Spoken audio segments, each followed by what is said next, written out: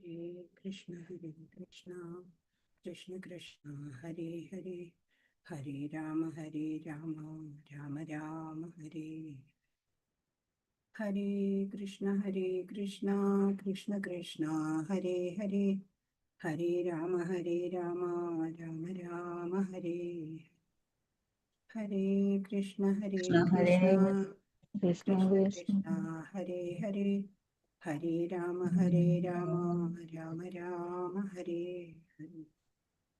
Hare Krishna, Krishna Krishna, Hare Hare, Hare Rama, Rama Rama, Hare Hare.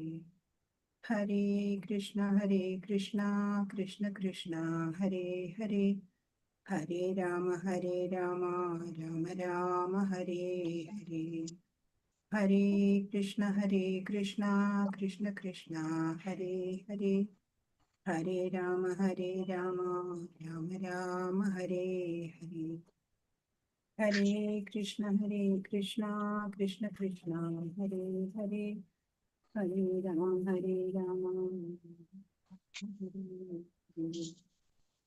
Hare Krishna, Krishna Krishna, Hare Hare, Hare Rama, Rama Rama, Hare Hare. Om Namo Bhagavate Vasudevaya. Om Namo Bhagavate Vasudevaya. Om Namo Bhagavate Vasudevaya. Om Ajnanatimirandasya Jnananjanashalakaya Chakshurunmilitam Yena Tasmai Shri Gurave Namah. Shri Chaitanya Manobhishtam Sthapitam Yena Bhutale Swayam Rupa Kadamahyam Dadati Swapadantikam. Vandeham Shri Guru Shri Yudapadagammalam Shri Gurun Vaishnavamscha Shri Rupam Sagrajadam Sahagana Raghunathanidam Tam Sajivam Sadvaitam Savadhutam Parijana Sahitam Krishna Chaitanya Devam Shri Radha Krishna Padan Sahagana Lalita Shri Vishakhanidamscha. He Krishna Karuna Sindho Dinabandho Jagatpate Gopesha Gopika Kanta Radha Kanta Namostute Tapta Kanjana Gaurangi Shri Radhe Vrindavaneshwari Vrishabhanusude Devi Pranamami Hari Priye. Jaya Shri Krishna Chaitanya Prabhu Nityananda Shri Advaita Gadadhara Srivasadi Gaura Bhakta Vrinda. Hare Krishna, Krishna Krishna, Hare Hare, Hare Rama, Rama Rama, Hare Hare. Shri Shri Radha Govind की जय, श्रील प्रभुपाद की जय, गुरु महाराज की जय. हरे कृष्णा. എല്ലാവർക്കും പ്രണാമം. ഹരേ കൃഷ്ണ. ഹരേ കൃഷ്ണ മാതാജി. ഹരേ കൃഷ്ണ. ഹരേ Krishna. Shri Shri Radha Govind temple ISKCON മാംഗ്ലൂരിൽ നിന്നുള്ള 18 ദിവസത്തെ ഭഗവത്ഗീത പഠന ക്ലാസ്സിലേക്ക് എല്ലാവർക്കും സ്വാഗതം. നമ്മൾ 7ാമത്തെ ദിവസത്തിലേക്ക് വന്നു. 6 അധ്യായങ്ങൾ അടങ്ങുന്ന കർമ്മയോഗം എന്നുള്ള വിഭാഗം നമ്മൾ കണ്ടു കഴിഞ്ഞു. ഈ 7ാം അധ്യായം മുതൽ ഭക്തിയോഗം, അടുത്ത 6 അധ്യായങ്ങള് ഭക്തിയോഗമാണ് നമ്മൾ പഠിക്കുന്നത്. 1ാം അധ്യായത്തിൽ നമ്മൾ എന്താ കണ്ടത്? അർജുനന്റെ വിഷാദം, സേനാ വിന്യാസം, അതൊക്കെ ചെറുതായിട്ട് കണ്ടു അല്ലെ. പിന്നെ 2ല് എന്താണ് കണ്ടത്? ഞാൻ ആരാണ് എന്നുള്ള, ഞാൻ ആത്മാവാണ് എന്ന് പഠിച്ചു അല്ലെ, ആത്മതത്വം ഗ്രഹിച്ചു. 3ാമത്തേലോ പരമദിവ്യോത്തമ പുരുഷനായിട്ടുള്ള ഭഗവാനുമായിട്ട് കർമ്മയോഗചര്യയിലൂടെ എങ്ങനെ ബന്ധപ്പെടാനാവും എന്ന് പഠിച്ചു. 4ാം അധ്യായത്തില് ആരാണ് ആ പരമദിവ്യോത്തമ പുരുഷൻ, ആളെ നമുക്ക് എങ്ങനെ അറിയാൻ പറ്റും അല്ലേ? ജന്മകർമ്മജമേ ദിവ്യം, ഭഗവാന്റെ ജന്മവും കർമ്മവും ഒക്കെ ദിവ്യങ്ങളാണ്. അതിന്റെ ആ ദിവ്യത്വം മനസ്സിലാക്കിയ ആൾക്ക് പിന്നെ ജനിമൃതികളില്ല എന്ന് അല്ലെ. 5ാം അധ്യായത്തില് ജ്ഞാനം നേടി പരിശുദ്ധനായിട്ട് കർമ്മം യോഗമാക്കി ചെയ്ത് ശാന്തിയും പരമാനന്ദവും നേടാമെന്ന് കണ്ടു അല്ലെ. 5ാമത്തേല് 29ാമത്തെ ശ്ലോകം പീസ് ഫോർമുലയായിട്ടുള്ള ശ്ലോകം അല്ലെ. ഭോക്താരം യജ്ഞതപസാം സർവലോക മഹേശ്വരം ഹൃദയം സർവഭൂതാനാം ജ്ഞാത്വാ മാം ശാന്തി മൃച്ഛതി എന്നുള്ളത് നമ്മൾ കണ്ടു. 6ാം അധ്യായം ഇന്നലെ നമ്മൾ കണ്ടു. ധ്യാനയോഗം അല്ലെ, കർമ്മയോഗം, ജ്ഞാനയോഗം, ഭക്തിയോഗം, അതുപോലെ ധ്യാനയോഗം, എല്ലാത്തിലും വെച്ച് ഏറ്റവും ശ്രേഷ്ഠമായത് ഏതാ? ഭക്തിയോഗം ഭക്തിയോഗം. തന്നെയാണ് എന്ന് ഭഗവാൻ നമുക്ക് പറഞ്ഞു തന്നു. യോഗിനാമപി സർവേഷാം മദ്ഗതേനാന്തരാത്മന ശ്രദ്ധാവാൻ ഭജതേ യോ മാം സമേ യുക്തതമോ മതാ. അപ്പൊ ഭഗവാനില് പൂർണ്ണ വിശ്വാസത്തോടെ ആ ഭക്തിയുത സേവനത്തിൽ ഏർപ്പെടുന്നയാള് തന്നെയാണ് അത്യുത്തമനായിട്ടുള്ള യോഗി എന്ന് ഭഗവാൻ പറഞ്ഞു അല്ലെ. ഒരു ഗൃഹസ്ഥനായിട്ട് നമ്മൾ ഇരിക്കുമ്പോഴും നമുക്ക് സന്യാസിയാവാം, ഒരു ഉത്തമ യോഗിയുമാവാം അല്ലെ. നമ്മളുടെ ആ ആറ്റിറ്റ്യൂഡ് ഒന്ന് ചെറുതായിട്ട് ഷിഫ്റ്റ് ചെയ്യാം അല്ലെ. കർമ്മ രഹസ്യം മനസ്സിലാക്കിക്കൊണ്ട് കർമ്മം ചെയ്യുക, അത്രേ വേണ്ടൂ.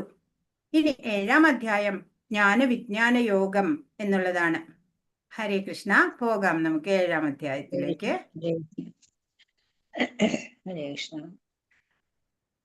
മയ്യാസക്താ മയാ പാർത്ഥ യോഗം യുജ്ഞൻ തദാശ്രയാ സംശയം സമഗ്രം വാം യഥാ സന്യാസ്യസി.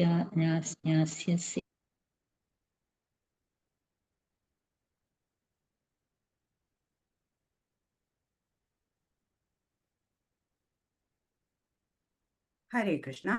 അപ്പോ ജ്ഞാന വിജ്ഞാന യോഗം കഴിഞ്ഞ അധ്യായത്തിൽ അഷ്ടാംഗ യോഗയൊക്കെ മനസ്സിലാക്കി നമ്മള് അല്ലെ. ഈ അധ്യായത്തില് ഭൗതികവും ആധ്യാത്മികവുമായ എല്ലാറ്റിൻ്റെയും പരമകാരണവും പരിപാലകനും ഭഗവാൻ കൃഷ്ണൻ തന്നെയാണെന്നുള്ള ആ കൃഷ്ണ തത്വമാണ് ഇവിടെ നമ്മൾ കാണാൻ പോകുന്നത്. ഇപ്പൊ ഈശ്വരൻ ആരാണ്, അദ്ദേഹത്തിന്റെ ഐശ്വര്യങ്ങൾ എന്തെല്ലാമാണ് എന്നൊക്കെ ഇവിടെ നമുക്ക് പറഞ്ഞു തരുന്നുണ്ട്. ഭഗവാനെ കുറിച്ച് നമ്മൾ കേൾക്കണം. എത്ര നമ്മൾ കേൾക്കുന്നോ അത്രയും നമുക്ക് ഭഗവാനെ കുറിച്ച് ജ്ഞാനം ഉണ്ടാവും അല്ലെ. അപ്പൊ ഭഗവാനെ കുറിച്ച് ആരാ പറഞ്ഞു തരിക നമുക്ക്? ഭഗവാൻ മാത്രമേ അതിന് പ്രാപ്തനായിട്ടുള്ള ആളുള്ളൂ. കാരണം ആദിപനായിട്ടുള്ളത് ഭഗവാനാണ് അല്ലെ. അതുകൊണ്ട് ഭഗവാനെ കുറിച്ച് വേറെ ആർക്കും പറഞ്ഞു ഋഷിമാർക്കോ ദേവന്മാർക്കോ പോലും സാധ്യമല്ല. എല്ലാവരും ഭഗവാനിൽ നിന്ന് ഉത്ഭവിച്ചതാ. പിന്നെ ഇപ്പോ നമുക്കറിയില്ല ഈ ഭൗതിക ലോകം എത്ര കാലം മുമ്പാണ് ഉണ്ടായതെന്ന്. ഈ ഭൗതിക ലോകത്തിന്റെ യജമാനനെ എങ്ങനെയാ നമ്മൾ മനസ്സിലാക്കേണ്ടത്? ഭൗതിക ലോകത്തിന്റെ യജമാനനുണ്ട് അല്ലെ, ഭഗവാനാണത്. ഇപ്പോ ഈ ഒരു വിചാരിക്കുക, ഒരു 100 വർഷം പഴക്കമുള്ള ഒരു കെട്ടിടം ഉണ്ട്. അതിന്റെ വേറെബൌട്ട്സ് അറിയണം വിചാരിക്കുക. അപ്പൊ നമ്മൾക്ക് രജിസ്ട്രാർ ഓഫീസിൽ പോയിട്ട് അവിടുത്തെ റെക്കോർഡ്സ് ഒക്കെ എടുത്ത് പരിശോധിച്ചാൽ കണ്ടുപിടിക്കാം ഇത് ഇന്ന ആളുടെയാണ് എന്ന്. 500 വർഷം പഴക്കമുള്ള ഒരു കെട്ടിടാണെങ്കിലോ ആരുടേതാന്ന് എങ്ങനെ അറിയാം? നമ്മുടെ മുത്തശ്ശി പറയും എന്റെ മുത്തശ്ശൻ പണ്ട് പറഞ്ഞു അത് ഇന്നാരുടെയാണെന്ന്. അങ്ങനെ നമുക്കൊരു ഊഹം കിട്ടും അല്ലെ.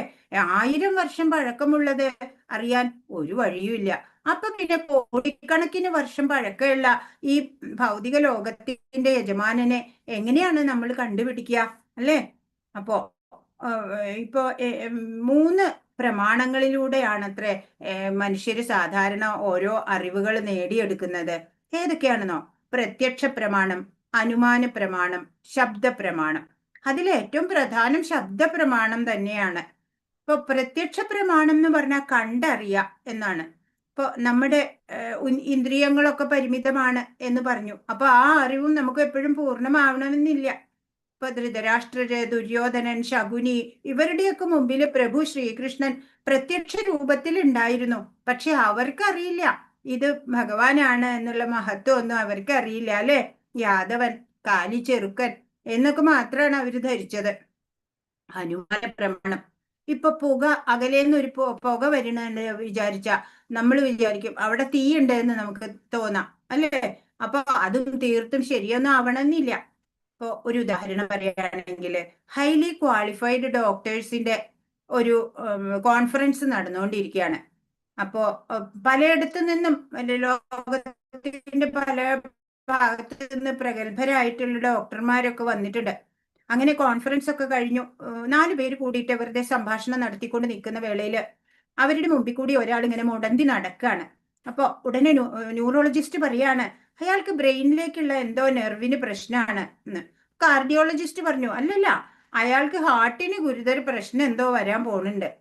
ഉടനെ ഓർത്തോ പറഞ്ഞു അല്ല, അയാളുടെ കാലിനെ ഹെയർലൈൻ ഫ്രാക്ചർ ആണ്, അതുകൊണ്ടാ.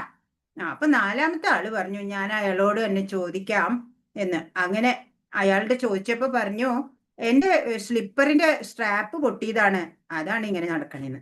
അപ്പോ ഇത്ര പരമയോഗ്യരായിട്ടുള്ള ആ ഡോക്ടർമാർ പോലും ഹൈപ്പോതെസിസിൽ പരാജയപ്പെടുകയാണ് അല്ലെ. അനുമാനം അതെപ്പോഴും ശരിയാവണമെന്നില്ല. സ്വതവേ ഒരു ടെൻഡൻസി ടു കമ്മിറ്റ് മിസ്റ്റേക്സ് ആണ് അല്ലെ മനുഷ്യന്, തെറ്റുപറ്റാനുള്ള സാധ്യതകളാ. പിന്നെ ശബ്ദ പ്രമാണമാണെങ്കിലോ വൈദിക ശാസ്ത്രങ്ങളിൽ നിന്നൊക്കെ കേട്ടിട്ട് നമുക്ക് ഭഗവാനെ കുറിച്ച് അറിയാൻ പറ്റും. വേദങ്ങള് പറഞ്ഞ ശ്രുതികളാ. ശ്രുതി മാതാവ്, അമ്മയ്ക്ക് തുല്യാണ്. ഏതെങ്കിലും ഒരു കുഞ്ഞ് എന്റെ അച്ഛൻ ആരാണെന്ന് ചോദിച്ചാല് അമ്മയാണ് ആധികാരികമായിട്ട് അത് പറഞ്ഞു കൊടുക്കാനുള്ള ആള്. ഇപ്പോ ഇവിടെ ഭഗവത്ഗീതയില് ഭഗവാൻ നമുക്ക് പറഞ്ഞു തരികയാണ് അല്ലെ, ഞാനാണ് എല്ലാത്തിന്റെയും ഉത്ഭവം, എല്ലാത്തിന്റെയും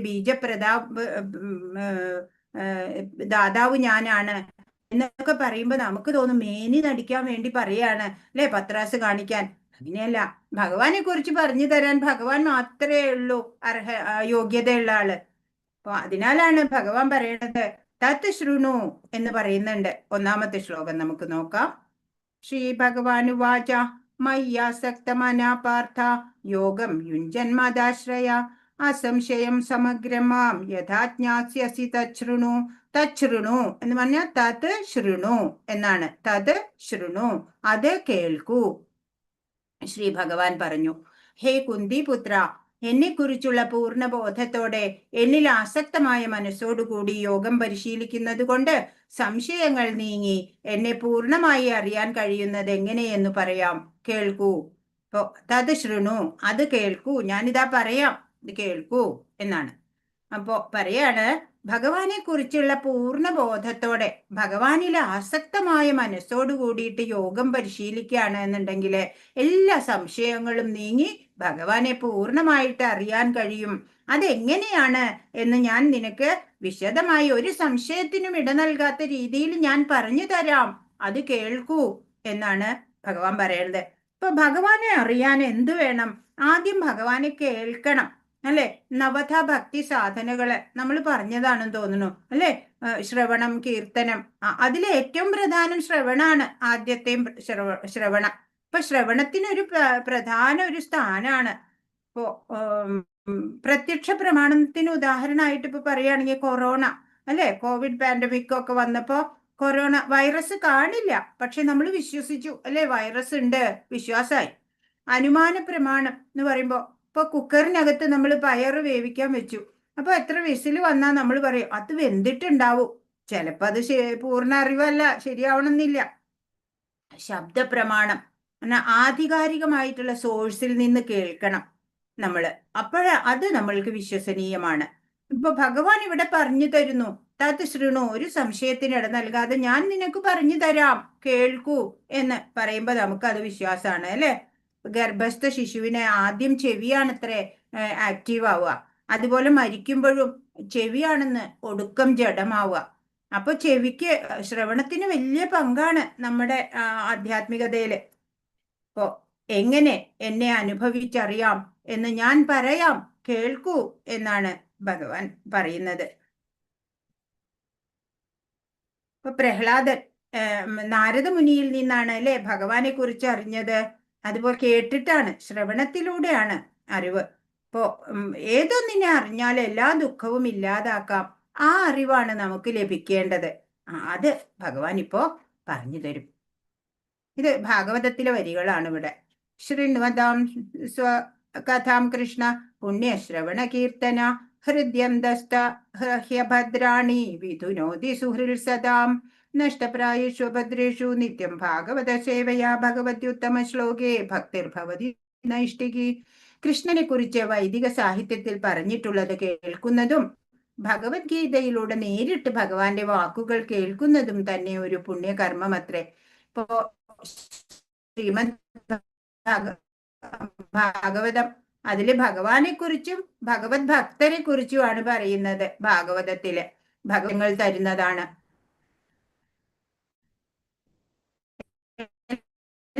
എല്ലാവരുടെയും ഹൃദയത്തിൽ കുടികൊള്ളുന്ന ഹിതകാരിയായ സുഹൃത്തിനെ പോലെ പ്രവർത്തിക്കുകയും നിരന്തരം കൃഷ്ണകഥാ ശ്രവണത്തിൽ ഏർപ്പെടുന്ന ആ ഭക്തനെ പവിത്രീകരിക്കുകയും ചെയ്യുന്നു. അപ്പൊ ഭഗവാന്റെ കഥകള്, കീർത്തനങ്ങള് ഒക്കെ, ലീലകളൊക്കെ കേൾക്കുന്നവരുടെ ഫ്രണ്ട് ആയിരിക്കും ഭഗവാൻ.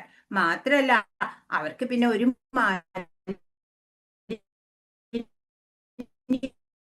ഉണ്ടാവില്ല. തന്നിൽ ഉറങ്ങിക്കിടന്നിരുന്ന അതീന്ദ്രിയ ജ്ഞാനം ഭക്തനിൽ തനിയെ വളർന്നു വരും. അപ്പൊ ഭഗവാൻ ഉണ്ടെങ്കിൽ ഭഗവാൻ ഇങ്ങനെ പ്രകാശിതമാക്കി തരികയാണ് ചെയ്യുക. അറിവ് ഉള്ളില് നമുക്ക് വെളിവായി കിട്ടും, കൂടുതൽ കൂടുതൽ അറിവ്. അതാണ് ഇവിടെ പറയുന്നത്. ഹരേ കൃഷ്ണ. മൂന്നാമത്തെ ശ്ലോകം. മനുഷ്യാണാം സഹസ്രേഷു കശ്ചിദ്യതതി സിദ്ധയേ യദ്ദദാമപി സിദ്ധാനാം കശ്ചിന്മാം വേത്തി തത്വതാ. ആയിരക്കണക്കിന് ആളുകളിൽ ചിലപ്പോൾ ഒരാൾ പൂർണ്ണത നേടാൻ ഉദ്യമിച്ചേക്കാം. അങ്ങനെ പൂർണ്ണത നേടിയവരിലും ഒന്നിലേറെ പേർ എന്നെ തികച്ചും അറിയുന്നതുമില്ല.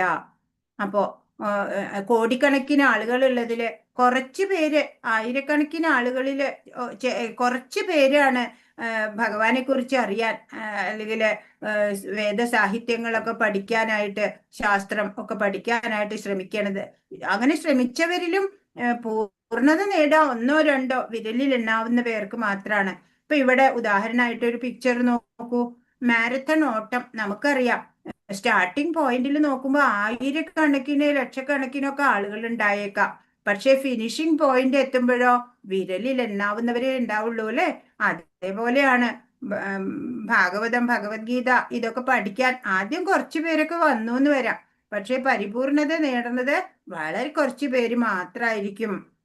ഇപ്പൊ ഭൗതിക വിദ്യാഭ്യാസം അത് മാറ്ററിനെ കുറിച്ചാണ് പഠിപ്പിക്കണത് അല്ലെ. സ്പിരിച്വൽ നോളജ് എവിടെയും നമ്മളെ പഠിപ്പിക്കണില്ല. അതുകൊണ്ട് തന്നെ നമ്മൾ പൂർണ്ണരല്ല. മനുഷ്യ ജന്മത്തിന്റെ പരമലക്ഷ്യം അത് ആർക്കും അറിഞ്ഞുകൂടാ. 84 ലക്ഷം തരം യോനികളിൽ കൂടി ജനിച്ച് മരിച്ച് അല്ലെ കഴിഞ്ഞ് ഇപ്പോഴാണ് ഒരു മനുഷ്യ ശരീരം ലഭിച്ചത്. അത്ര വേണ്ട രീതിയിൽ അത് ഫലപ്രദമാക്കാൻ സാധിക്കണം അല്ലെ. ഹരേ കൃഷ്ണ. അപ്പോ അറിവും അനുഭവവും കൂടി ചേരണം. അപ്പോഴാണ് ഭഗവാനെ നമുക്ക് അനുഭവിച്ചറിഞ്ഞ് ജീവിക്കാൻ സാധിക്കുക. ഇരുട്ടുമുറിയിൽ നമുക്കൊന്നും കാണില്ല അല്ലെ. അരണ്ട വെളിച്ചുണ്ടെങ്കിൽ കുറച്ച് എന്തൊക്കെയോ അവിടെ ഉണ്ട് എന്ന് കാണാം, ക്ലിയർ ആവില്ല. എന്നാൽ പൂർണ്ണ വെളിച്ചുണ്ടെങ്കിലോ ഒട്ടും സംശയമില്ലാതെ വ്യക്തമായിട്ട് നമുക്ക് കാണാൻ പറ്റും. നമ്മളിപ്പോൾ ഈ ലോകത്തിനെ നോക്കി കാണുന്നത് അരണ്ട വെളിച്ചത്തിലാണ്. കുറച്ച് എന്തൊക്കെയോ അറിയാം, അത്രയേ ഉള്ളൂ. ആത്മീയത എന്ന് പറഞ്ഞത് സംശയലേശമന്യേ നമുക്ക് അറിഞ്ഞുകൂടാ. എങ്ങനെയാ അറിയാ?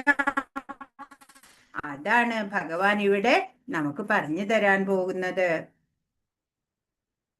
ഹരേ കൃഷ്ണ.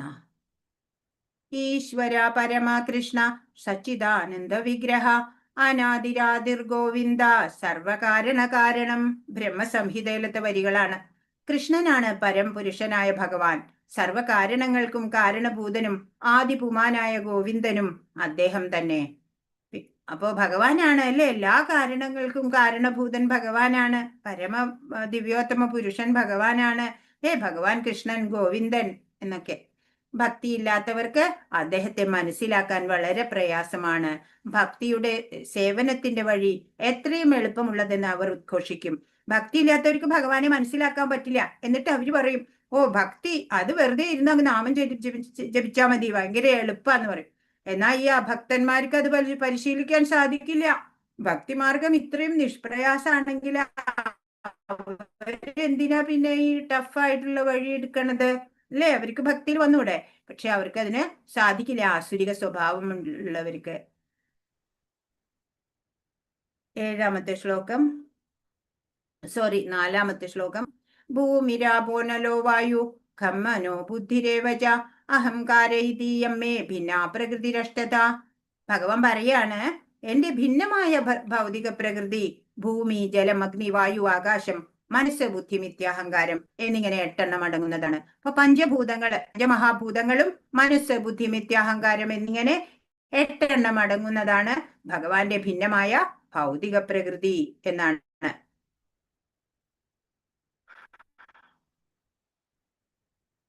അപ്പോ ഭഗവാനെ നമ്മള് ശരിയായി അറിയാൻ ബാക്കിയില്ലയോ? ആ അറിവാണ് യഥാർത്ഥ ജ്ഞാനം. അത് അനുഭവിക്കുക, അതായിരിക്കണം നമ്മുടെ യഥാർത്ഥ ലക്ഷ്യം. അതെങ്ങനെയാ സാധ്യമാവുക? അപ്പോ ഒരു സംശയത്തിനും ഇട നൽകാതെ ഞാൻ പറഞ്ഞു തരാം എന്ന് ഭഗവാൻ ഇവിടെ. ഹരേ കൃഷ്ണ. പഞ്ചഭൂതങ്ങളും മനസ്സ്, ബുദ്ധി, വിദ്യാഹങ്കാരം കൂടിയതാണ് ഭിന്നപ്രകൃതി എന്ന് പറയാണ് 5-ാമത്തെ ശ്ലോകം. അപരേയമിതസ്ത്വന്യാം പ്രകൃതിം വിദ്ധി മേ പരാം ജീവഭൂതാം മഹാബാഹോ യേദം ധാര്യതേ ജഗത്ത്. ഇവയ്ക്കു പുറമേ ഹേ മഹാബാഹുവായ അർജുന, എനിക്ക് മറ്റൊരു ഉത്കൃഷ്ട ശക്തി കൂടിയുണ്ട്.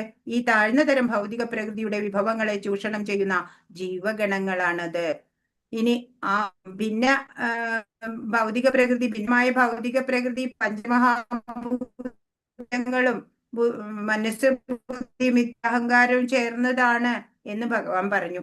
ഇതിനു പുറമെ ഭഗവാന് മറ്റൊരു ഉത്കൃഷ്ട ശക്തിയുണ്ട്. അത് ജീവഗണങ്ങളാണത്. താഴ്ന്ന തരം ഭൗതിക പ്രകൃതിയുടെ വിഭവങ്ങളെ ചൂഷണം ചെയ്യുന്ന ജീവഗണങ്ങളാണ് ഭഗവാന്റെ ഉത്കൃഷ്ട ശക്തിയായിട്ടുള്ളത്. അപ്പോ ഉത്കൃഷ്ട ശക്തി എന്ന് പറയുന്നത് ആത്മാവ് തന്നെയാണ്. ആ ഭഗവാന്റെ അംശമാണ് ഈ ജീവാത്മാക്കളൊക്കെ. കടലും കടലിൽ ഒരു തുള്ളി ജലവും പോലെ ഭൗതിക ബന്ധനത്തെ വിച്ഛേദിക്കാനുള്ള ശക്തിയൊക്കെ നമുക്കുണ്ട്. നമ്മൾ അതിനൊന്ന് ശ്രമിക്കുക മാത്രമേ വേണ്ടൂ. ഭഗവാനാണ് എല്ലാത്തിന്റെയും നിയന്താവ്. ജീവസത്തകള് ഭഗവാൻ അധീനരാണ്, ദാസരാണ്. അപ്പോ ഭഗവത്ഗീതയുടെ സൃഷ്ടിയില് ജീവസത്ത എന്ന് പറയുന്നത് കൃഷ്ണന്റെ വിവിധ ശക്തികളിൽ ഒന്ന് മാത്രമാണ് എന്ന് നമുക്ക് പറഞ്ഞു തരാണ്. ഹരേ കൃഷ്ണ. 7-ാമത്തെ ശ്ലോകം ഒരു ധന്യമായ ഒരു ശ്ലോകാണ്. 7-ാമത്തെ ശ്ലോകം. മത്തപരതരം നാന്യത് കിഞ്ചിദസ്തി ധനം ജയ മയി സർവമിതം പ്രോതം സൂത്രേ മണിഗണായിവ. പറയാണ്, ഹേ ധനഞ്ജയ, എന്നേക്കാൾ ശ്രേഷ്ഠമായ ഒരു സത്യമില്ല. മുത്തുകൾ നൂലിന്മേലെന്ന പോലെ സർവവും എന്നിൽ ഇണക്കി കോർക്കപ്പെട്ടിരിക്കുന്നു. ഇപ്പോ നൂല് കാണാനില്ല അല്ലെ? മാലയ്ക്ക് അകത്താണ് നൂലുള്ളത്. നൂലില്ലെങ്കിലോ എല്ലാം ഛിന്ന ഭിന്നമായി പോകും അല്ലെ?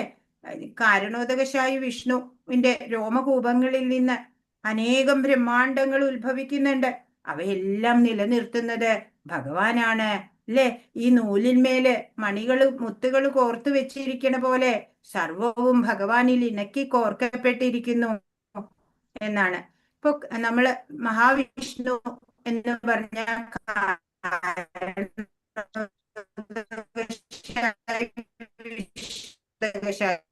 മുഴുവനായിട്ട് കേൾക്കുന്നില്ല മാതാജി, മുറിഞ്ഞു മുറിഞ്ഞു പോകുന്നുണ്ട്. മാതാജി മനസ്സിലാവുന്നില്ല മാതാജി എന്താ പറയുന്നതെന്ന്. Clear Mataji net Mataji clear അല്ല. വൈബ്രേഷൻ മാതാജി ഇടക്കിടക്ക് വൈബ്രേഷൻ നെറ്റിന്റെ ഇഷ്യൂ ആണോ എന്നറിയില്ല. ഇടയ്ക്കേ ഉള്ളൂ മാതാജി, തുടക്കത്തിലൊന്നും ഇല്ല, ഇടയ്ക്കേ ഉള്ളൂ. ഇടയ്ക്ക് കട്ടായി പോകുന്നു. അതെയോ?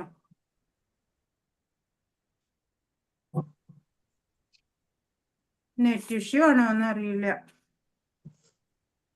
അപ്പോഴ് മഹാവിഷ്ണുവാണ് കാരണോദകശായി വിഷ്ണു, പിന്നെ ഗർഭോദകശായി വിഷ്ണു ഉണ്ട്, ക്ഷീരോദകശായി വിഷ്ണു ഉണ്ട്. ഇപ്പൊ ശബ്ദം ക്ലിയർ ആണോ? ഇപ്പൊ ക്ലിയറാ മാതാജി. മുറിയുന്നുണ്ട്. അതെയോ? ആ നെറ്റ്വർക്കിന്റെ ഇഷ്യൂ. ഹരേ കൃഷ്ണ. അപ്പോ അങ്ങനെ എല്ലാ ബ്രഹ്മാണ്ടങ്ങളൊക്കെ വരുന്നത് കാരണോദകശായി വിഷ്ണുവിന്റെ ചർമ്മസുഷിരങ്ങളിൽ നിന്നാണ്. അപ്പോ ഈ എല്ലാത്തിനെയും നിലനിർത്തുന്നത് ഭഗവാനാണ്. പക്ഷെ നമുക്ക് കാണുന്നില്ല അല്ലെ? മുത്തുകൾ നൂലിന്മേൽ കോർത്ത പോലെ നൂല് കാണുന്നില്ല. അതുപോലെ ഭഗവാനെ നമ്മൾക്ക് കാണാനില്ല അല്ലെ? ഇപ്പൊ ഒരു ഉദാഹരണം പറയുകയാണെന്നുണ്ടെങ്കിൽ, ഒരു വിദ്യാർത്ഥി ആയിട്ടുള്ള മകൻ സ്കൂളിൽ നിന്ന് വരികയാണ്. വരുമ്പോ അച്ഛന്റെ വണ്ടിയുടെ താക്കോൽ അവിടെ ടേബിളുമേ ഇരിക്കുന്നുണ്ട് വിചാരിക്കുക. അപ്പൊ കുട്ടിക്ക് മനസ്സിലാവും, ആ അച്ഛൻ ഇവിടെ ഉണ്ടെന്ന്. അച്ഛനെ കണ്ടിട്ടില്ല അല്ലെ? അച്ഛൻ അവിടെ ഉണ്ടെന്ന് എങ്ങനെ മനസ്സിലാക്കി? താക്കോലുള്ളതുകൊണ്ട്. അതേപോലെ ഭഗവാന്റെ വിഭൂതികള് നമുക്ക് കണ്ട് മനസ്സിലാക്കാം. ഭഗവാൻ ഉണ്ട് ഇവിടെ, ഭഗവാന്റെ പ്രസൻസ് ഇവിടെ ഉണ്ട് എന്ന്. അങ്ങനെ ഭഗവാന്റെ ശക്തി വൈഭവത്തിലൂടെ നമുക്കറിയാം. അതൊക്കെയാണ് ഭഗവാൻ ഇവിടെ പറഞ്ഞു തരാൻ പോണത്. ചരാചരാത്മാവാണ് ഭഗവാൻ. ചരം എന്ന് പറഞ്ഞാൽ നീങ്ങുന്ന അനങ്ങുന്നത്, അചരം എന്ന് പറഞ്ഞാൽ സ്ഥിരമായിട്ട് അല്ലെ, ഇങ്ങനെ അനങ്ങാത്തത്, മൂവ് ചെയ്യാൻ പറ്റാത്തത്. അങ്ങനെ ചരത്തിനും അചരത്തിനും ആത്മാവ് ആരാണ്? ഭഗവാനാണ്. ചരാചരാത്മാവാണ് ഭഗവാൻ. അത് നമുക്ക് എങ്ങനെ മനസ്സിലാക്കാം നോക്കാം. 8ാമത്തെ ശ്ലോകം. രസോഹമപ്സു കൗന്ദേയ പ്രഭാസ്മി ശശി സൂര്യയോ പ്രണവ സർവവേദേഷു ശബ്ദഖേ പൗരുഷം ദൃഷു.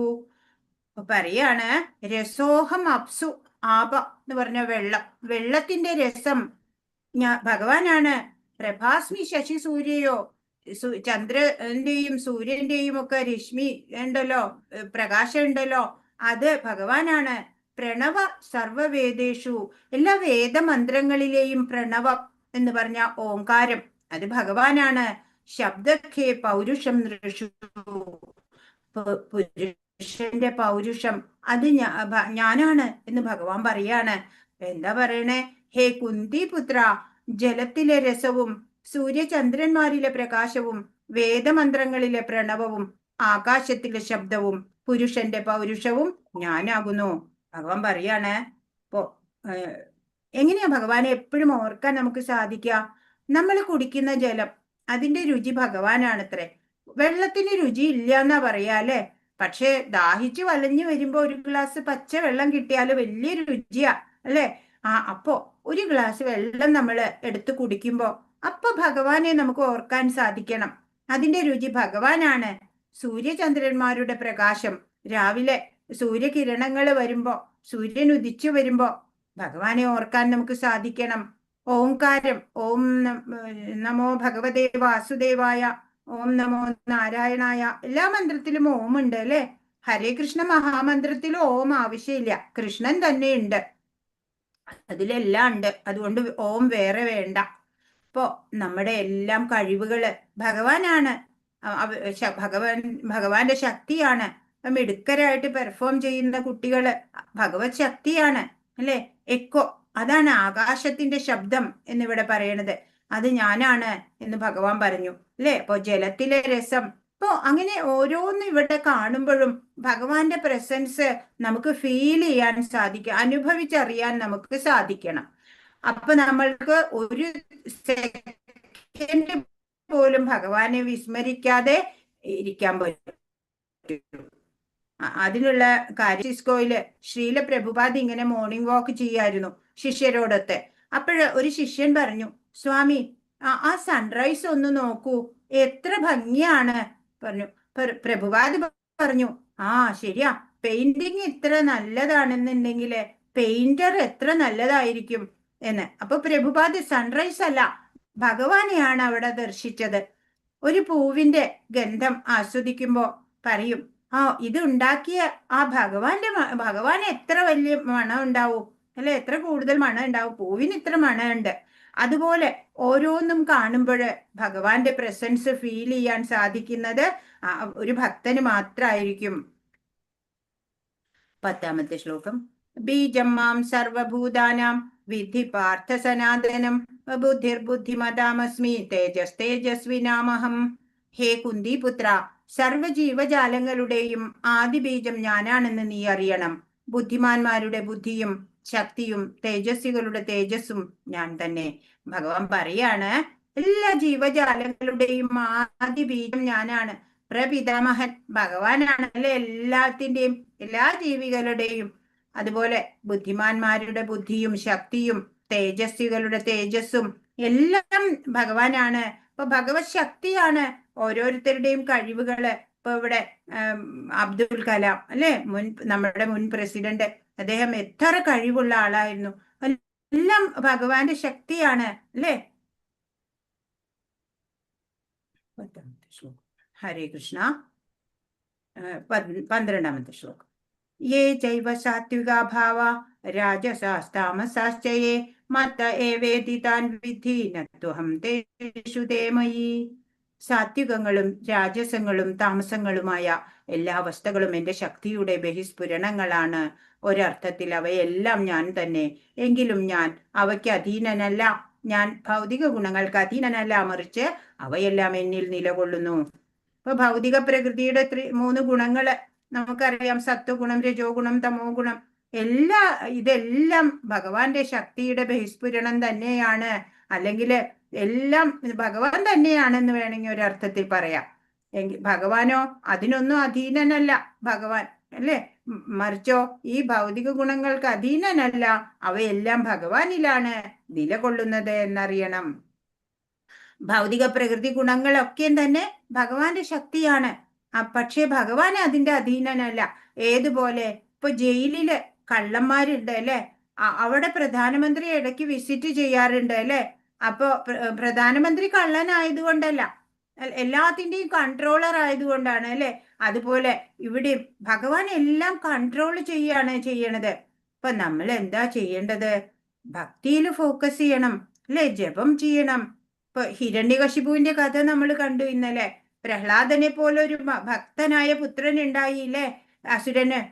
അതും ഭഗവത് ശക്തി തന്നെ, അല്ലേ? അപ്പോ എല്ലാം നമ്മളിവിടെ ഓരോന്നും കാണുമ്പോൾ ആ ഭഗവാന്റെ ശക്തി വൈഭവം അനുഭവിച്ച് അറിയാൻ നമുക്ക് സാധിക്കണം. അങ്ങനെ എല്ലാ സമയവും ഭഗവാനെ സ്മരിച്ചുകൊണ്ട് നമുക്ക് ജീവിക്കാനും സാധിക്കണം. ഹരേ കൃഷ്ണ.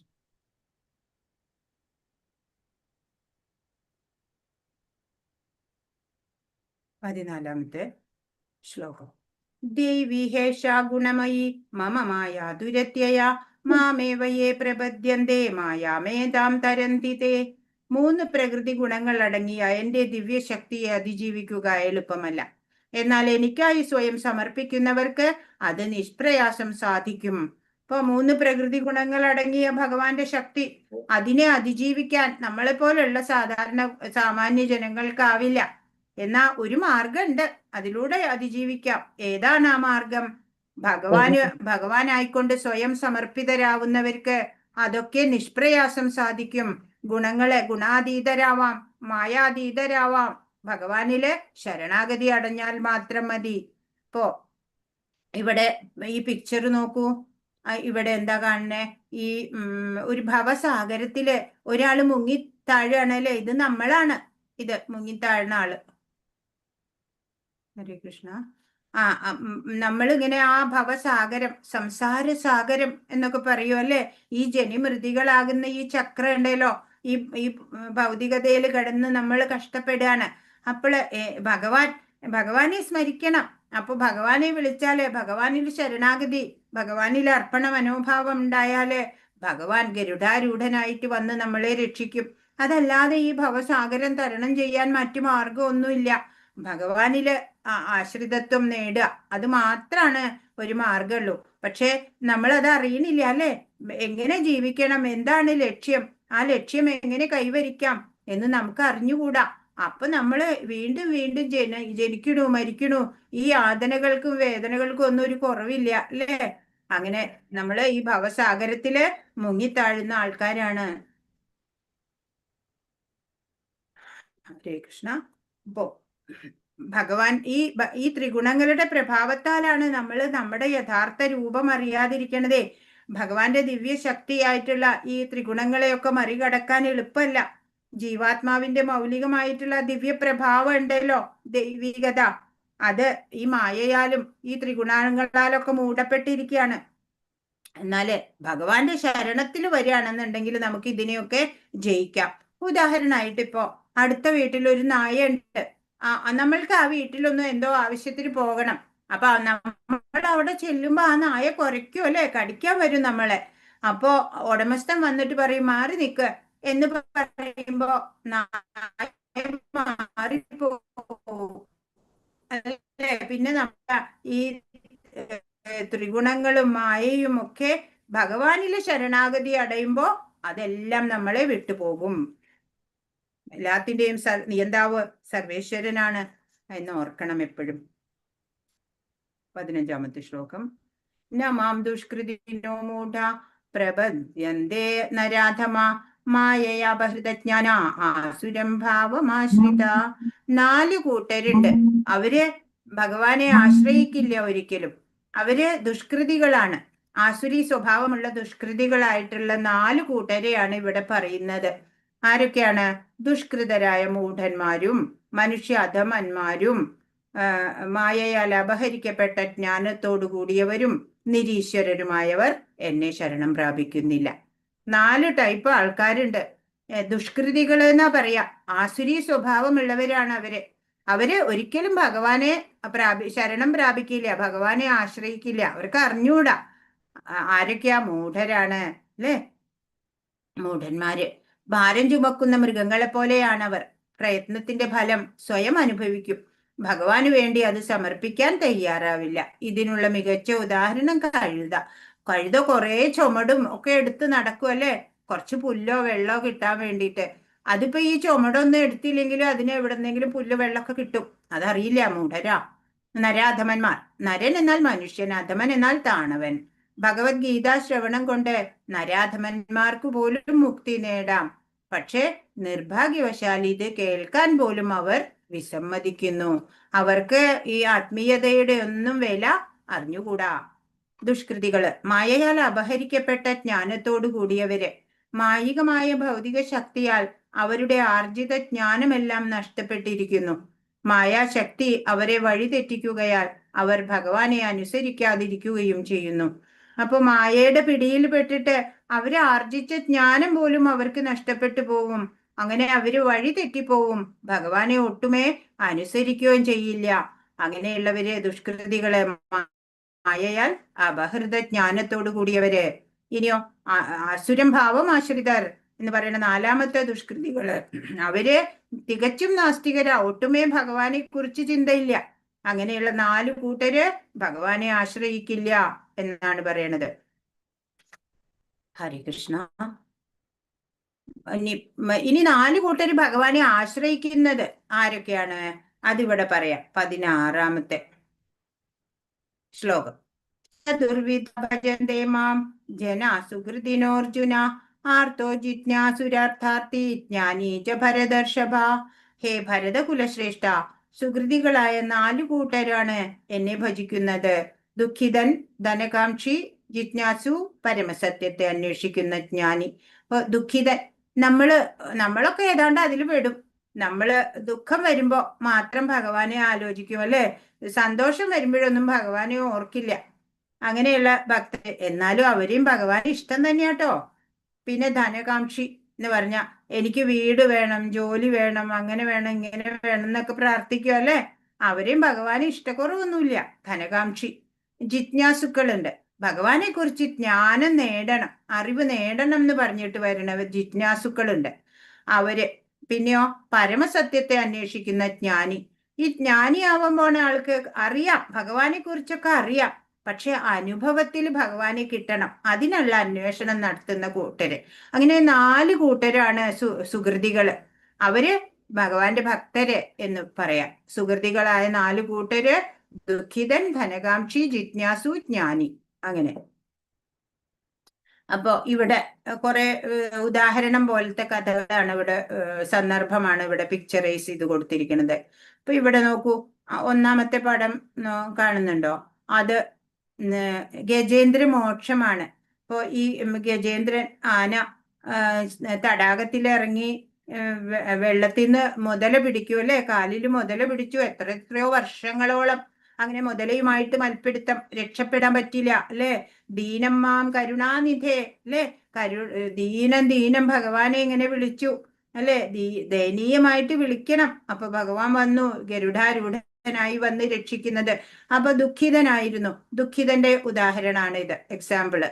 പിന്നെ 2-മത്തെ പിക്ചർ നമുക്കറിയാം, ദ്രൗപദിയുടെ വസ്ത്രാക്ഷേപ സമയത്ത് അല്ലെ, ദുഃഖിതയായിട്ടുള്ള ദ്രൗപദി ഭഗവാനെ ശരണാഗതി ചെയ്തു, ഭഗവാൻ രക്ഷിച്ചു. പിന്നെ ഇവിടെ വാട്ടിക എന്ന് പറഞ്ഞ ആ ദേവി ശ്രീശുക ബ്രഹ്മർഷി വ്യാസദേവരുടെ ഭാര്യയാണ്.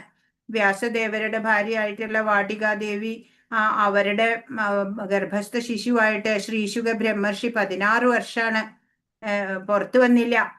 അപ്പോ ചോദിച്ചപ്പോ പറഞ്ഞു, പുറത്തു വന്ന മായ പിടികൂടും, അതിനാലെ പുറത്തു വരണില്ല. അങ്ങനെ സാക്ഷാൽ ഭഗവാൻ തന്നെ വന്ന് പറഞ്ഞു, പുറത്ത് വന്നോളൂ, മായ പിടികൂടില്ല എന്ന് പറഞ്ഞു. അങ്ങനെ ആ സന്ദർഭമാണ് ഇവിടെ. അപ്പോ സ്വതവേ ജ്ഞാനിയായിട്ടുള്ള ആത്മാരാമനായിട്ടാ ജനിക്കുന്ന, ആത്മജ്ഞാനിയായിട്ടാണ് ശ്രീശുക ബ്രഹ്മർഷി ജനിക്കുന്നത്. അപ്പൊ ജ്ഞാനി ആണ് ഇവിടെ. ഇവിടെ പരീക്ഷിത്ത് മഹാരാജാവ് തക്ഷകന്റെ ദംശമേറ്റിട്ട് 7 ദിവസത്തിനകം മരണം എന്ന് ശാപം കിട്ടിയപ്പോഴ് പ്രായോപവേശം ചെയ്ത് ഗംഗാതടത്തിലേക്ക് വന്നു. അങ്ങനെ വന്നപ്പോള് മുമുക്ഷുവായിട്ടുള്ള ആ ഭക്തൻ വന്നപ്പോള് ഗുരു അവിടെ മുമ്പിലെത്തി അല്ലെ, ഭഗവാന്റെ നിയോഗത്താല് ശ്രീശുക ബ്രഹ്മർഷി അവിടെ എത്തിയിട്ട് ഭാഗവതം പറഞ്ഞു കൊടുക്കാണ്. അങ്ങനെ അദ്ദേഹത്തിന് ഒരു മരണഭയവും ഇല്ലാതായി 7 ദിവസം ഭാഗവതം ശ്രവിച്ച്. അപ്പോൾ അത് അറിയാൻ ജിജ്ഞാസു ആയിരുന്നു. ജിജ്ഞാസുയുടെ ഉദാഹരണമാണത്. പിന്നെ ഇവിടെ ധ്രുവനാണ്. ധ്രുവന് ഇവിടെ കാണുന്നുണ്ടോ പിക്ചറ്? ധ്രുവൻ. അപ്പൊ ധ്രുവൻ 5 വയസ്സായ കുട്ടിയാണ്. ധ്രുവന്റെ കഥ വലുതാണ്. അപ്പോ അച്ഛന്റെ മടിയിൽ കയറി ഇരുന്നപ്പോ രണ്ടാനമ്മ വഴക്ക് പറയാണ്, അല്ലെ, എന്റെ മകന് മാത്രാണ് രാജാവിന്റെ മടിയിൽ ഇരിക്കാൻ പറ്റുള്ളൂ, നിനക്ക് പറ്റില്ലാന്ന്. അപ്പോഴേ കരഞ്ഞു. അമ്മയുടെ അടുത്ത് പോയി. അപ്പൊ അമ്മ പറഞ്ഞു, നമ്മുടെ കർമ്മഫലാണ് മോനെ, എല്ലാത്തിനും ഭഗവാനെ ആശ്രയിക്കേ രക്ഷയുള്ളൂ എന്ന് പറഞ്ഞു. അങ്ങനെ ഈ കുട്ടി ഭഗവാനെ കാണാൻ പോവാണ്, തപസ് ചെയ്യാൻ. അങ്ങനെ നാരദ മുനി മന്ത്രമൊക്കെ ഉപദേശിച്ചു കൊടുത്തു. അങ്ങനെ അവിടെ ചെന്ന് ധ്രുവൻ കാമ്യവനത്തില് ചെല്ലാണ്. 6 മാസം പഴങ്ങളൊക്കെ കഴിച്ച് തപസ്യ ചെയ്തു. പിന്നീട് ഉണങ്ങിയ ഇലകൾ മാത്രം ഭക്ഷിച്ചു. പിന്നെയോ ജലം മാത്രം, പിന്നെ ശ്വാസം മാത്രം, പിന്നെയോ ശ്വാസം പോലും ഇല്ലാതെ തപസ്യ ചെയ്തു. ബ്രഹ്മാവിനേക്കാൾ ഉയർന്ന സ്ഥാനം എനിക്ക് കിട്ടണം എന്നായിരുന്നു. അങ്ങനെ ഭഗവാൻ പ്രത്യക്ഷപ്പെട്ടു. അപ്പോഴോ ഭഗവാനെ കണ്ടപ്പോ വേറെ ഒന്നും വേണ്ട, ഭഗവാനെ മതി എന്ന് പറഞ്ഞു. അങ്ങനെ ആ കഥയാണ് ഇവിടെ. അപ്പോ അർത്ഥാർത്ഥിയായിരുന്നു ധ്രുവൻ. അർത്ഥമാണ് ആഗ്രഹിച്ചത് ആദ്യം, പക്ഷെ ഭഗവാനെ കണ്ടപ്പോ പിന്നെ ഒന്നും വേണ്ടെന്നായി. ഇവിടെ എന്താണ്, സീതാന്വേഷണത്തില് പോകുന്ന വേളയില് ശ്രീരാമചന്ദ്ര പ്രഭു സുഗ്രീവനുമായിട്ട് സഖ്യം നടത്തുന്നതാണ്. അപ്പൊ അതെന്തിനുള്ളതാണ്? ദുഃഖം തന്നെയാണ് അല്ലെ, ദുഃഖമുള്ള ഒരു കാര്യം, ദുഃഖിതരുടെ ഒരു എക്സാമ്പിള്. ഇവിടെ ജ്ഞാനോപദേശം ചെയ്യാണ് മുനിമാര് മറ്റുള്ള പ്രജകൾക്കൊക്കെ അറിവ് പകർന്നു കൊടുക്കാണ്. അപ്പൊ ജ്ഞാനിയാണ്. എല്ലാവരും യോഗീശ്വരന്മാർ തന്നെയാണ് അവിടെ കാണുന്നത്. അപ്പൊ അവര് അനുഭവിച്ചറിയാനുള്ള ജ്ഞാനികളാണ് ഇവിടെ ഉള്ളവര്. അങ്ങനെയുള്ള എക്സാമ്പിൾസ് ആണ് ഇവിടെ കൊടുത്തിട്ടുള്ളത്. ഇനി 19ാമത്തെ ശ്ലോകം. ബഹൂനാം ജന്മനാമന്തേ ജ്ഞാനവാൻ മാം പ്രപദ്യതേ വാസുദേവ സർവമിതി സ മഹാത്മാസു ദുർലഭ. അസംഖ്യം ജനന മരണങ്ങൾക്കു ശേഷം ജ്ഞാനവാനായ വ്യക്തി സർവജ്ഞനാണ്. കാരണങ്ങൾക്കും കാരണഭൂതനും സർവവ്യാപിയുമെന്ന് മനസ്സിലാക്കി എന്നെ അവർ ശരണം പ്രാപിക്കുന്നു. അപ്രകാരമുള്ള മഹാത്മാക്കൾ വളരെ വിരളമാണ്. പറയാണ്, ഇപ്പൊ സർവജ്ഞനാവണത് ആരാ? അനേകം ജനന മരണങ്ങൾക്ക് ശേഷം ആണ് അല്ലെ, ഭക്തി ചെയ്തിട്ട് ഓരോ ജന്മത്തിലും ആത്മീയ പ്രബുദ്ധത കൈവരിച്ചിട്ടാണ് സർവജ്ഞനാവുന്നത് ഒരാള്. അനേക ജന്മങ്ങൾക്ക് ശേഷം നമ്മൾക്കറിയില്ല നമ്മൾക്ക് എത്ര ജന്മം വേണ്ടി വരും ഇനി ഭഗവാനെ കുറിച്ച് അറിഞ്ഞുകൂടാ അല്ലെ. അപ്പോ കാരണങ്ങൾക്കും കാരണഭൂതനും സർവവ്യാപിയുമാണ് ഭഗവാൻ എന്ന് മനസ്സിലാക്കി ഭഗവാനെ അങ്ങനെയുള്ള സർവജ്ഞന്മാരാണ്, മഹാത്മാക്കളാണ് ശരണം പ്രാപിക്കുന്നത്. അങ്ങനെയുള്ള മഹാത്മാക്കള് വളരെ വിരളമാണ് എന്ന് പറയാണ്. ഇപ്പോ നമുക്കറിയാം ഗോപികമാര് ഏറ്റവും ഉന്നതകളായ കൃഷ്ണഭക്തകളാ. അതിലും വെച്ച് രാധാറാണിയാണ് ഉന്നതയായിട്ടുള്ള ഭക്ത. എല്ലാ മഹർഷിമാരും പോലും പറഞ്ഞിട്ടുണ്ട് അല്ലെ, അത് സമ്മതിച്ചിട്ടുള്ള കാര്യമാണ്. അവരെന്താ ചെയ്യാ, എല്ലാ എന്ത് ജോലിയും ചെയ്യുമ്പോഴും ഭഗവത് സ്മരണയോടെയാണ് ചെയ്യുന്നത്. കൃഷ്ണൻ എന്ന് മാത്രം. അങ്ങനെയുള്ള ആ ഗോപികമാരുടെ ഭക്തി, അവരൊക്കെ സർവജ്ഞകളാണ്. അവര് വേദം പഠിച്ചിട്ടൊന്നും അല്ല, അവര് ഭഗവാനില് പൂർണ്ണ സമർപ്പണത്തോടെയാണ് ജീവിക്കുന്നത്. അതുകൊണ്ട് തന്നെ ഭഗവാനെ കുറിച്ചുള്ള ജ്ഞാനമൊക്കെ അവർക്ക് വെളിവാക്കി കിട്ടുകയാണ് ചെയ്യണത് ഭഗവാന്റെ കാരുണ്യത്താല്. ഇപ്പൊ ഭക്തിപൂർവം സേവനം ആധ്യാത്മിക അനുഷ്ഠാനങ്ങളും ഒക്കെ തുടർന്നു പോരുന്ന ജീവാത്മാവ് എണ്ണമറ്റ ജന്മങ്ങൾക്ക് ശേഷമാണ് ഭഗവാൻ കൃഷ്ണനാണ് ആത്മസാക്ഷാത്കാരത്തിന്റെ പരമലക്ഷ്യം എന്നുള്ള ദിവ്യജ്ഞാനം നേടുന്നത്. തുടക്കത്തിൽ ഭൗതികതയോടൊക്കെയുള്ള ആസക്തി വിടാന് പ്രയാസാണ് സാമാന്യ ജനങ്ങൾക്ക്, നമ്മളെ പോലുള്ളവർക്ക്. ഭക്തിഭരിത സേവനം ചെയ്തിട്ട് ഭഗവാനിൽ ആകൃഷ്ടനാവും. എന്നിട്ട് അവിടത്തേക്ക് സ്വയം സമർപ്പിതരാവും. അങ്ങനെ ക്രമേണയാണ് നമ്മള് ഭക്തിയില് ഉയരുന്നത്. 20ാമത്തെ ശ്ലോകം. കാമൈസ്തൈസ്തൈർഹൃതജ്ഞാന പ്രപദ്യന്തെ അന്യദേവത തം തം നിയമമാസ്തായ പ്രകൃത്യാ നിയതാ സ്വയാ. ഭൗതികാഭിലാഷങ്ങളാൽ അപഹരിക്കപ്പെട്ട ജ്ഞാനത്തോടു കൂടിയവർ ദേവന്മാരെ ശരണം പ്രാപിക്കുന്നു. പ്രത്യേക നിയമങ്ങളും നിബന്ധനകളും അനുസരിച്ച് അവർ സ്വപ്രകൃതിയാൽ ദേവന്മാരെ ആരാധിക്കുന്നു. അപ്പോ ഈ ഭൗതിക അഭിലാഷങ്ങൾ കൂടി വരുമ്പോഴുണ്ടല്ലോ നമ്മളുടെ സ്വതവേയുള്ള ദിവ്യജ്ഞാനമൊക്കെ ഇല്ലാണ്ടാവും, മാറിപ്പോവും. അങ്ങനെ അവര് എന്താ ചെയ്യാ, ഭഗവാൻ ആ കൃഷ്ണ പ്രേമമൊക്കെ മാറി അവരുടെ ഇന്ന്. എന്നിട്ടോ അവര് അന്യദേവന്മാരെ പ്രാപിക്കും, ശരണം പ്രാപിക്കും. പ്രത്യേക നിയമങ്ങളും നിബന്ധനകളും ഒക്കെ അവരുണ്ടാക്കും. ഇന്ന ശിവന് ഇങ്ങനെയാ വേണ്ടേ, ബ്രഹ്മാവിന് ഇങ്ങനെയാ വേണ്ടേ, ഭഗവതിക്ക് ഇങ്ങനെയാ വേണ്ടേ എന്നൊക്കെ അവര് തന്നെ നിശ്ചയിച്ച് അങ്ങനെ ആ ദേവന്മാരെ ദേവതകളെയൊക്കെ ആരാധിക്കും എന്നാണ് പറയണത്. ഇപ്പോ പെട്ടെന്നുള്ള ആഗ്രഹ സാധ്യത്തിനായിട്ടാണ് അന്യദേവതകളെയൊക്കെ ആശ്രയിക്കുന്നതെന്ന് പറയാ.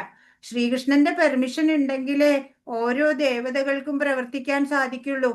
ജന്മ മൃത്യു ജരവ്യാധി ഇതിനൊക്കെ അറുതി വരുത്താനും ഭഗവാന് മാത്രമേ കഴിയുള്ളൂ, മറ്റു ദേവന്മാർക്കൊന്നും ആവില്ല. അപ്പൊ ഉള്ളിലിരുന്ന് പരമാത്മാവ് തന്നെയാണ് ആ ദേവനോട് വിശ്വാസം ഉണ്ടാക്കണതും. അപ്പൊ ദേവന്മാര് പലപ്പോഴും ആഗ്രഹം സഫലമാക്കി കൊടുക്കും, പല നേട്ടങ്ങളും വരങ്ങളൊക്കെ കൊടുക്കും, പ്രസാദിപ്പിക്കും. അങ്ങനെ ദേവന്മാരിൽ നിന്ന് ലഭ്യമാവണത് നമുക്ക് നന്മയ്ക്കുള്ളതാവണമെന്നില്ല. എന്താണോ നമുക്ക് നല്ലത് അത് മാത്രാണ് പ്രഭു ശ്രീകൃഷ്ണൻ നമുക്ക് തരിക. ദ ബെസ്റ്റ് ആണ് ഭഗവാൻ തരുന്നത്. അതുകൊണ്ട് മറ്റ് ദേവതകളെ ഒന്നും നമ്മൾ ആശ്രയിക്കേണ്ടതില്ല എന്നാണ് ഇവിടെ ഭഗവാൻ പറയണത്. 23 അന്ധവത്തു ഫലം തേഷാം തദ്ഭവത്യൽപമേധസാം ദേവാൻ ദേവയജോ യാന്തി മദ്ഭക്തായാന്തി മാമപി. മൂഢന്മാരാണ് ദേവന്മാരെ ആരാധിക്കുന്നത്. അവർക്ക് കിട്ടുന്ന ഫലമാകട്ടെ തുച്ഛവും ക്ഷണികവും അത്രേ. ദേവന്മാരെ പൂജിക്കുന്നവർ ആ ദേവന്മാരുടെ ലോകങ്ങളിലെത്തും. എന്റെ ഭക്തന്മാരാകട്ടെ പരമോന്നതമായ എന്റെ ധാമത്തിൽ എത്തിച്ചേരുന്നു. ഭഗവാൻ പറയാണ്, ഈ ബുദ്ധിയില്ലാത്തവരാത്രേ ദേവന്മാരെ ആരാധിക്കണത്. അവർക്ക് ഫലമൊക്കെ കിട്ടും, ചിലപ്പോ നേട്ടമൊക്കെ ഉണ്ടാവും, അതൊക്കെ തുച്ഛവും ക്ഷണികവുമായിരിക്കും.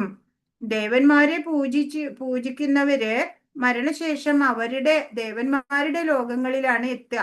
എന്നാൽ ഭഗവാൻ കൃഷ്ണനെ പൂജിക്കുന്നവരെ ആരാധിക്കുന്നവരോ പരമോന്നതമായിട്ടുള്ള ആ ഭഗവത് ധാമത്തിൽ എത്തിച്ചേരും, കൃഷ്ണലോകത്തിൽ എത്തിച്ചേരും, ഗോലോക വൃന്ദാവനത്തില് എന്നാണ്. അപ്പൊ കൃഷ്ണാവബോധത്തോടെ ഭഗവത് സേവനത്തിൽ ഏർപ്പെടുന്ന ശുദ്ധഭക്തൻ സച്ചിദാനന്ദ അവസ്ഥയിൽ ശാശ്വതമായി വാഴും എന്നിരിക്കെ ഭക്തന് സിദ്ധിക്കുന്ന നേട്ടവും ഒരു സാധാരണ ദേവാരാധകന്റെ നേട്ടവും എത്ര വ്യത്യസ്തമാണ്.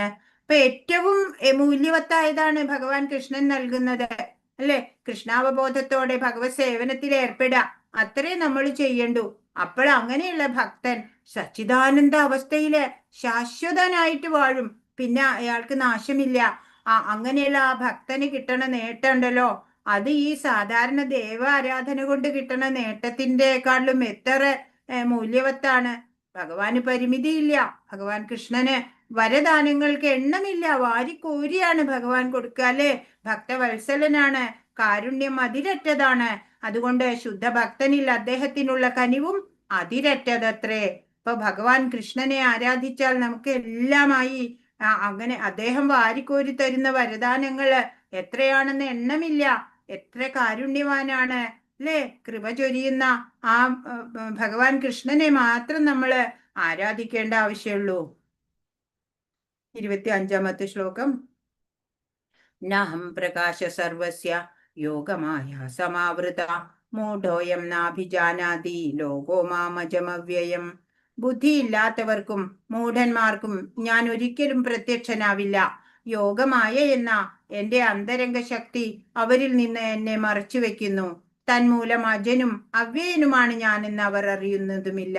ഇപ്പോ ബുദ്ധിയില്ലാത്തവര്, മൂഢന്മാര്, അവർക്കൊന്നും അവരുടെ മുമ്പിൽ അവർക്ക് ഭഗവാനെ കാണാൻ പറ്റില്ല. യോഗമായ എന്നുള്ള അന്തരംഗ ശക്തി അവരെ ഭഗവാനിൽ നിന്ന് മറയ്ക്കും. അവർക്ക് ഒരിക്കലും ഭഗവാൻ ദൃശ്യനാവില്ല.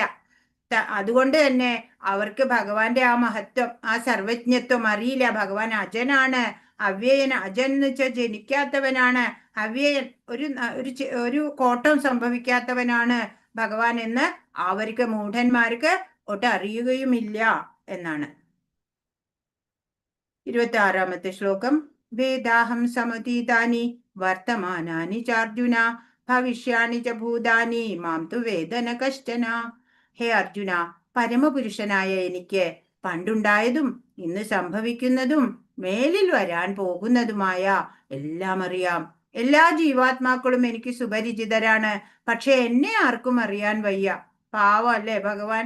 ഭഗവാനെ ആരും അറിയണില്ല. പക്ഷെ ഭഗവാന് ഓരോരോ ജീവികളെയും സുപരിചിതമായിട്ട് അറിയാം. മാത്രല്ല പ്രസന്റ്, പാസ്റ്റ്, ഫ്യൂച്ചർ എല്ലാം, എല്ലാ ജീവികളുടെയും ഭഗവാൻ അറിയാം. ഭഗവാനെ ആർക്കും ഒന്നും അറിഞ്ഞുകൂടാ, അല്ലേ? ഹരേ കൃഷ്ണ. 28-ാമത്തെ ശ്ലോകം. യേഷാം ദ്വന്ദ്ഗതം പാപം ജനാനാം പുണ്യകർമ്മണാം തേ ദ്വന്ദ്മോഹ നിർമുക്ത ഭജന്തേ മാം ദൃഢവ്രത. പൂർവജന്മങ്ങളിലും ഈ ജന്മത്തിലും പുണ്യകർമ്മങ്ങൾ ചെയ്തിട്ടുള്ളവർ അവരുടെ പാപഫലങ്ങൾ നിർമാർജനം ചെയ്ത് ദ്വന്ദ്വ്യാമോഹങ്ങളിൽ നിന്ന് മുക്തരാകുന്നു. അങ്ങനെ അവർ ദൃഢനിശ്ചയത്തോടെ എന്റെ സേവനത്തിൽ മുഴുകും. അപ്പോ എന്താ പറയണേ? കുറെ ജന്മങ്ങൾ വേണല്ലേ പരിഭാഗം വരാൻ നമ്മള്, എന്നിട്ടേ നമ്മൾ മഹാത്മാവൊക്കെ ആവുള്ളൂ. അങ്ങനെ ഈ പൂർവജന്മങ്ങളിലും ഈ ജന്മത്തിലും ഒക്കെ പുണ്യകർമ്മങ്ങൾ ചെയ്തിട്ട് ഇതൊക്കെ മാറിപ്പോവും. പാപം, ദുഷ്കൃതം എല്ലാം നീങ്ങിപ്പോവും. അങ്ങനെ സജ്ജനമായി മാറും. അങ്ങനെയുള്ളവർക്ക് ദ്വന്ദ്മോഹങ്ങളില്ല, അല്ലേ? ദ്വന്ദ്വാതീതരാവും അവര്. ദ്വന്ദ്ങ്ങളിൽ നിന്നൊക്കെ മുക്തരാവും. അങ്ങനെ എന്നിട്ട് അവര് ദൃഢനിശ്ചയത്തോടെ ഭഗവാന്റെ സേവനത്തിൽ മുഴുകും. ഇപ്പൊ ഇവിടെ ഒരു ഡിവോട്ടിയെ കാണിച്ചിരിക്കുന്നു, നോക്കൂ. ഇസ്കോൺ ഡിവോട്ടിയാണ്. ഇപ്പൊ അനവധി ചെറുപ്പക്കാരാണ് IIT IIM-ലൊക്കെ പഠിച്ചിറങ്ങിയിട്ട് വലിയ 50 ലക്ഷത്തിന്റെ ഒക്കെ പാക്കേജുള്ള ശമ്പളമൊക്കെ ഉപേക്ഷിച്ചിട്ടാണ് അവര് ഭഗവത് സേവനത്തിന് വേണ്ടി വരികയാണ്. സന്യാസ ജീവിതം സെലക്ട് ചെയ്തിട്ട്. എന്നിട്ട് അവര് ബുക്ക് ഡിസ്ട്രിബ്യൂഷൻ, റോട്ടിൽ വെയിലത്ത് നിന്നുകൊണ്ട് ഈ ഭഗവത്ഗീതയൊക്കെ എല്ലാവരിലും എത്തിക്കുക, അങ്ങനെയൊക്കെയുള്ള പ്രവൃത്തി ചെയ്തുകൊണ്ടിരിക്കുകയാണ് ഇപ്പോ. അങ്ങനെ അനവധി യുവാക്കൾ ഇപ്പോ ഇസ്കോണില് സേവനം ചെയ്യുന്നുണ്ട്. അപ്പൊ അവരൊക്കെ പല പല ജന്മങ്ങളായിട്ട് പുണ്യം ആർജിച്ചിട്ട് ഭഗവാനെ കുറിച്ച് പൂർണ്ണ ജ്ഞാനം നേടി ദൃഢനിശ്ചയത്തോടെ സേവനത്തിൽ മുഴുകാൻ സന്നദ്ധനാവുന്നവരാണ്. 30-ാമത്തെ ശ്ലോകം. സാധിഭൂതാതിദൈവം മാം സാധിയജ്ഞം ജയേ വിദു പ്രയാണകാലേ ബിജമാം തേ വിദുർയുക്ത ചേതസ.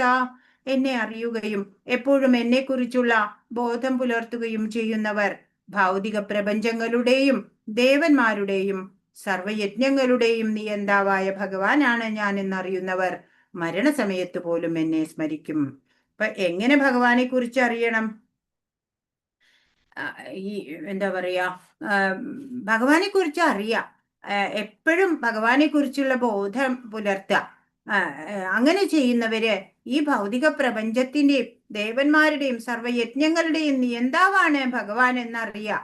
അങ്ങനെ ചെയ്യണോര് മരണസമയത്ത് പോലും ഭഗവാനെ സ്മരിക്കും എന്ന്. മരണസമയത്ത് ഭഗവാനെ സ്മരിച്ചാൽ എന്താണ് മെച്ചം? അത് അടുത്ത അധ്യായത്തിൽ പറഞ്ഞു തരും.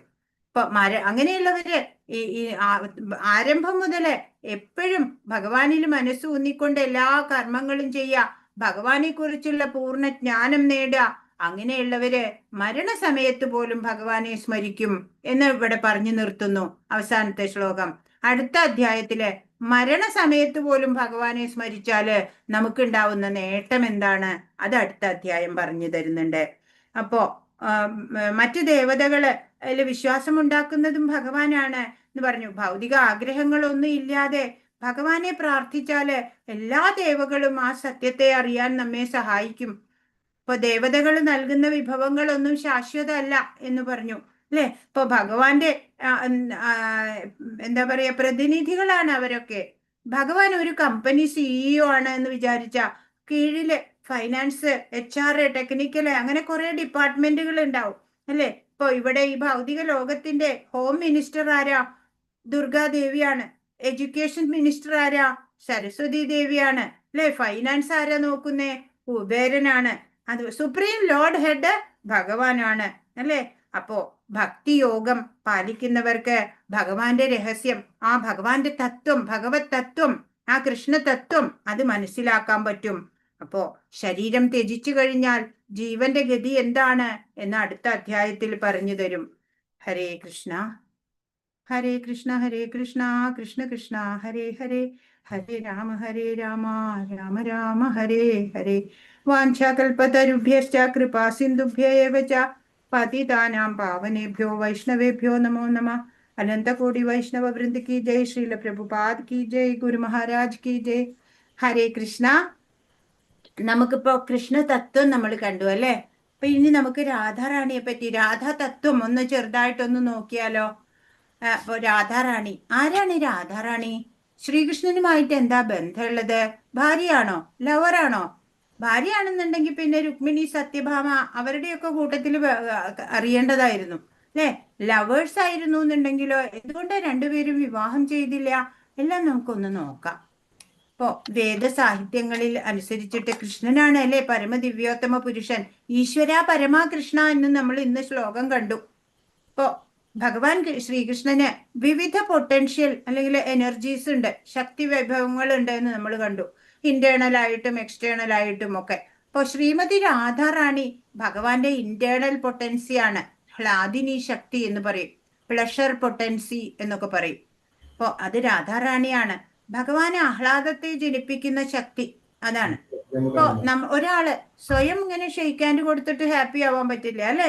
രണ്ടുപേരും കൂടിയിട്ടാ ചെയ്യുക. മറ്റൊരാൾക്ക് ഷെയ്ക്കാൻഡ് ചെയ്യുമ്പോഴേ സന്തോഷം ഉണ്ടാവുക. അപ്പോ ഈ പ്രഭു ശ്രീകൃഷ്ണന് ഈക്വൽ ആയിട്ടുള്ള ഒരാളുമായിട്ട് ബന്ധപ്പെടുമ്പോഴാ സന്തോഷം ഉണ്ടാവുക അല്ലെ? ആരാണ് ഭഗവാന് തുല്യനായിട്ടുണ്ടാവുക? ആരുമില്ല. ഭഗവാൻ മാത്രമേ തുല്യനായിട്ടുള്ളൂ.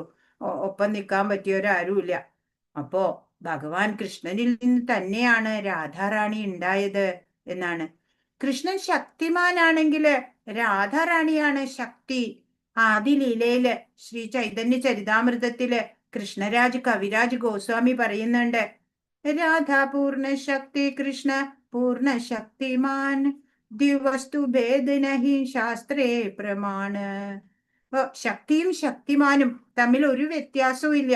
രാധ കൃഷ്ണ ശാസ്ത്രത്തിൽ എവിഡൻസ് ഉണ്ട്, പ്രമാണാണ് അത്. രാധയും കൃഷ്ണനും ഒന്നാണ്.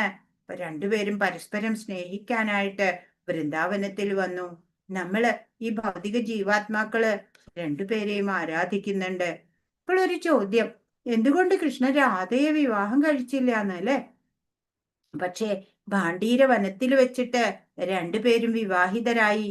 കോൺഫിഡൻഷ്യൽ ആയിട്ടായിരുന്നു, കുറച്ചു പേർക്ക് മാത്രമേ അറിയുള്ളൂ.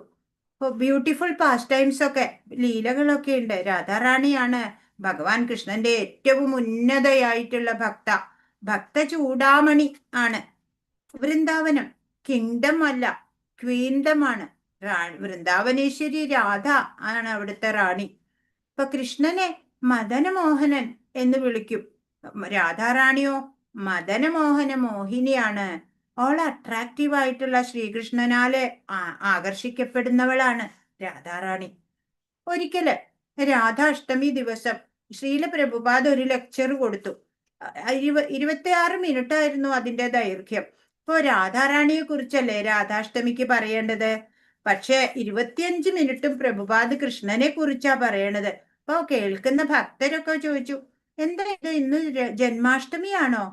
ഇത് രാധാഷ്ടമിയല്ലേ, രാധാറാണിയെ കുറിച്ചല്ലേ പറയേണ്ടത് എന്നിങ്ങനെ പറയാണ്. അപ്പോ 25 മിനിറ്റും പ്രഭുപാദ് ശ്രീകൃഷ്ണന്റെ ഗ്ലോറീസ് പറഞ്ഞു. ഒടുവിൽ ഒരു statement, that great Krishna is controlled by Radharani. അപ്പൊ ആ ശ്രീകൃഷ്ണനെ, ഇത്രയും ഗ്ലോറീസ് ഉള്ള ആ കൃഷ്ണനെ നിയന്ത്രിക്കുന്ന ആളാരാ? രാധാറാണിയാണത്രേ. ശ്രീകൃഷ്ണൻ ദ മോസ്റ്റ് വാല്യുബിൾ പൊസിഷനാണ് രാധാറാണിയുടെ പറയണത്. നാരദ മഹർഷിയോട് ഒരിക്കൽ ശ്രീകൃഷ്ണൻ പറയുന്നുണ്ട്, സത്യം സത്യം പുനഃസത്യം സത്യമേവ പുനഃ ബിനാ രാധാ പ്രസാദേന മത്പ്രസാദോ ന ലഭ്യതേ. അതായത് സത്യമായിട്ടുള്ള കാര്യം എന്താണ്? രാധാപ്രസാദമില്ലാതെ എന്റെ പ്രസാദം ലഭിക്കില്ല. അപ്പൊ രാധാറാണി പ്രസന്നയാവാതെ കൃഷ്ണഭക്തി നമുക്ക് കിട്ടില്ല എന്നുള്ളതാണ് അൾട്ടിമേറ്റ് ട്രൂത്ത്. രാധാറാണിയുടെ പാദരേണു ലഭിക്കാതെ ആർക്കും ഭഗവാനെ സമീപിക്കാനാവില്ല എന്നാണ്. എങ്ങനെ രാധാറാണിയെ സന്തോഷിപ്പിക്കും? അതിനൊരു വഴിയുണ്ട്. കൃഷ്ണനെ കുറിച്ച് കേൾക്കുമ്പോ രാധാറാണി സന്തോഷിക്കും. ശ്രീകൃഷ്ണന്റെ ഗ്ലോറീസ് ഒക്കെ കേൾക്കുക, അതാ രാധാറാണിക്ക് ഏറ്റവും ഇഷ്ടമുള്ളത്. അപ്പൊ നമ്മൾ എന്ത് വേണം? കോൺസ്റ്റന്റ്ലി ചാൻഡ് ഹരേ കൃഷ്ണ, ജയ് ജയ് ശ്രീ രാധേശ്യാം, നിതായ് ഗൗർ പ്രേമാനന്ദേ, ഹരി ഹരി ബോൾ, ഹരേ കൃഷ്ണ. അപ്പോ ഇന്ന് പറഞ്ഞതിൽ എന്തെങ്കിലും സംശയം ഉണ്ടെങ്കിൽ ചോദിച്ചോളൂ. ഹരേ കൃഷ്ണ. വിഷ്ണുവിന്റെ 3 രൂപങ്ങൾ പറഞ്ഞിട്ടില്ല, അതിന്റെ പേര് പറഞ്ഞുതരുമോ? ഒന്നാമത്തെ ചോദ്യം തൊട്ട് പറയൂ. ഒന്നാമത്തെ ചോദ്യം എന്താണ്? തത്ശൃണു എന്ന വാക്കിന്റെ അർത്ഥം എന്താണ്? അത് കേൾക്കൂ. തത്ത് ശൃണു, അത് കേൾക്കൂ. എല്ലാവരും നോട്ട് ചെയ്തോളൂ കേട്ടോ. 3 വിശ്വരൂപങ്ങൾ വിഷ്ണുരൂപങ്ങൾ ഏതെല്ലാം? ഏതൊക്കെയാ? മഹാവിഷ്ണു, ക്ഷീരോ ഗർഭോദകശായി വിഷ്ണു, ക്ഷീരോദകശായി വിഷ്ണു. ആദ്യം പറയാ മഹാവിഷ്ണു ആയിട്ടുള്ള കാരണോദകശായി വിഷ്ണു ആദ്യം പറയാ. കാരണ ഉദകശായി, കാരണ സമുദ്രത്തില് ശയിക്കണ വിഷ്ണു, കാരണോദകശായി വിഷ്ണു, അതന്നെയാണ് മഹാവിഷ്ണു. പിന്നെ ഗർഭ ഉദകശായി വിഷ്ണു, ഗർഭോദകശായി വിഷ്ണു, ക്ഷീരോദകശായി വിഷ്ണു. പാൽക്കടലില് കടക്കണ വിഷ്ണു എന്നൊക്കെ ക്ഷീര ഉദകം, ക്ഷീരസാഗരത്തിലുള്ള ശയിക്കണ വിഷ്ണു, ക്ഷീരോദകശായി. അടുത്തത് ഭിന്നമായ ഭൗതിക പ്രകൃതിയിൽ എന്തെല്ലാം അടങ്ങുന്നു? എന്തൊക്കെയാ? ഭൂമി, ജലം, അഗ്നി, വായു, ആകാശം, മനസ്സ്, ബുദ്ധി, മിഥ്യാഹങ്കാരം. പഞ്ചഭൂതങ്ങളും മനസ്സ്, ബുദ്ധി, മിഥ്യാഹങ്കാരവും. അടുത്തത് ഭഗവാന്റെ ഉത്കൃഷ്ട ശക്തി ഏതാണ്? ഏതാ? ജീവാത്മാവ്, ജീവഗണങ്ങള്. അടുത്തത് ശ്ലോകം 7:7 പറഞ്ഞിരിക്കുന്ന ഉപമ എന്താണ്? എന്താ? മുത്തുകൾ നൂലിന്മേൽ എന്ന പോലെ സർവവും എന്നിൽ ഇണക്കി കോർക്കപ്പെട്ടിരിക്കുന്നു. സർവവും ഭഗവാനില് ഇണക്കി അങ്ങനെ ഒരു പാറ്റേൺ ആണ് അല്ലേ? അത് എല്ലാത്തിനും ഒരു നല്ല രീതിയിലുള്ള പ്ലാൻ ചെയ്തിട്ട് വെച്ചിരിക്കുകയാണ് ഈ പ്രപഞ്ചം. അടുത്തത് ഭഗവാനെ ശരണം പ്രാപിക്കാത്തവർ ആരല്ല? ആരാ? വിസ്തൃതരായ മൂഢന്മാരും മനുഷ്യാധമന്മാരും മായയാൽ അപഹരിക്കപ്പെട്ട ജ്ഞാനത്തോടു കൂടിയവരും നിരീശ്വരരുമായ അസുരന്മാർ എന്നെ ശരണം പ്രാപിക്കുന്നില്ല. അതെ. അടുത്തത് ഭഗവാനെ ഭജിക്കുന്ന 4 കൂട്ടർ ആരല്ല? ആരാ? ദുഃഖിതൻ, ധനകാംക്ഷി, ജിജ്ഞാസു, പരമസത്യത്തെ അന്വേഷിക്കുന്ന ജ്ഞാനി. അതെ. പിന്നെ ദുഃഖിതന് ഉദാഹരണം ആരാണ്? ആരാ? ഗജേന്ദ്രൻ, ദ്രൗപദി. പിന്നെ ധ്രുവനല്ലേ? ധ്രുവൻ അർത്ഥാർത്ഥിയാണ്. അർത്ഥാർത്ഥി ധ്രുവൻ. ഹരേ കൃഷ്ണ. ഹരേ കൃഷ്ണ.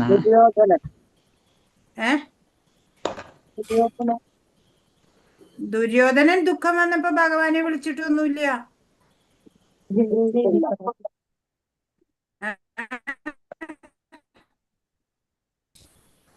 ദുര്യോധനൻ വേണമെങ്കിൽ ദുഷ്കൃതിയായിട്ട് എക്സാമ്പിൾ പറയാം. സുകൃതികളുടെ എക്സാമ്പിളിൽ പറയാൻ പറ്റില്ല. പരീക്ഷിത്തിന്റെ കൊടുത്തിട്ടുണ്ട് അവിടെ. അജ്ഞാനം. പരീക്ഷിത്ത് ജിജ്ഞാസു ആയിരുന്നു. പരീക്ഷിത്ത് മരണത്തിന് മുമ്പ് ശ്രേയസിനായിട്ട് എന്തു ചെയ്യണം എന്നറിയാനുള്ള ജിജ്ഞാസ. അങ്ങനെ ശ്രീ ശുക ബ്രഹ്മർഷിയിൽ നിന്ന് ഭാഗവതം ശ്രവിച്ചു. അടുത്തത് കഴിഞ്ഞോ? എന്തിനെ കുറിച്ച് പറയുന്നു? 7-ലോ?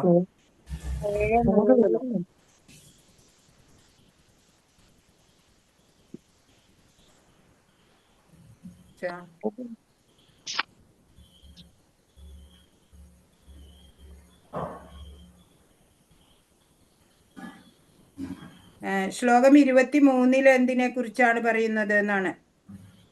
മൂഢന്മാരാണ് ദേവന്മാരെ പൂജിക്കുന്നത്. ആ ദേവന്മാരെ അവർക്ക് കിട്ടുന്ന ആരാധിക്കുന്നത് ഫലം തുച്ഛവും ക്ഷണികവും. ക്ഷണികയും. മൂഢന്മാരാണ് ദേവന്മാരെ ആരാധിക്കുന്നത്. അവർക്ക് കിട്ടുന്ന ഫലമാകട്ടെ തുച്ഛവും ക്ഷണികവും അതെ. ദേവന്മാരെ പൂജിക്കുന്നവർ ദേവന്മാരുടെ ലോകങ്ങളിലെത്തും. ഭഗവാന്റെ ഭക്തന്മാരാകട്ടെ പരമോന്നതമായ എന്റെ ധാമത്തിൽ എത്തിച്ചേരും. അതെ. ശ്ലോകം 30 എന്താണ് 30 ഭഗവാൻ ഭഗവാൻ എന്താണ് പറയുന്നത്? 30-ാമത്തെ ശ്ലോകം. എന്നെ അറിയുകയും ഭഗവാനെ അറിയുകയും എപ്പോഴും ഭഗവാനെ കുറിച്ചുള്ള ബോധം പുലർത്തുകയും ചെയ്യുന്നവർ ഭൗതിക പ്രപഞ്ചങ്ങളുടെയും ദേവന്മാരുടെയും സർവ്വയജ്ഞങ്ങളുടെയും നിയന്ത്രണം ഭഗവാനാണെന്ന് അറിയുന്നവർ മരണസമയത്ത് പോലും ഭഗവാനെ സ്മരിക്കുന്നു. ഇനി എന്തെങ്കിലും ഒരു സംശയം ഉണ്ടോ? ഇന്നലെ പറഞ്ഞില്ലേ മാതാജി ഹരേ കൃഷ്ണ മന്ത്രത്തിന്റെ അർത്ഥം അതൊന്ന് ഹരേ കൃഷ്ണ മന്ത്രം നമ്മൾ ഭൗതിക നേട്ടത്തിനായിട്ടല്ല, ഭഗവാന്റെ സേവനത്തിൽ എന്നെയും കൂടി ഉൾപ്പെടുത്തണം എന്നുള്ള ഒരു റിക്വസ്റ്റ് ആണ് നമ്മൾ ചെയ്യണത്. അതില് രാമ എന്ന് പറയണത് രാധാ മാധവൻ എന്നാണ് എന്നും പറയും. അതായത് ഹരേ എന്ന് പറയുന്നത് രാധാറാണിയാണെന്നും പറയും. അപ്പൊ അതാണ് രാധാ തത്വം ഇന്ന് ഞങ്ങൾക്ക് പറഞ്ഞു തന്നത്. അപ്പോ നമ്മൾ കൃഷ്ണ തത്വം മനസ്സിലാക്കുന്നതോടൊപ്പം തന്നെ രാധാ തത്വവും അറിയണം. കൃഷ്ണനും രാധയും രണ്ടല്ല എന്നാ പറയാ. അപ്പോ രാധാറാണിയുടെ ആ കൃപ ഉണ്ടെങ്കിലാണ് നമുക്ക് കൃഷ്ണഭക്തിയില് പുരോഗമിക്കാൻ സാധിക്കുള്ളൂ.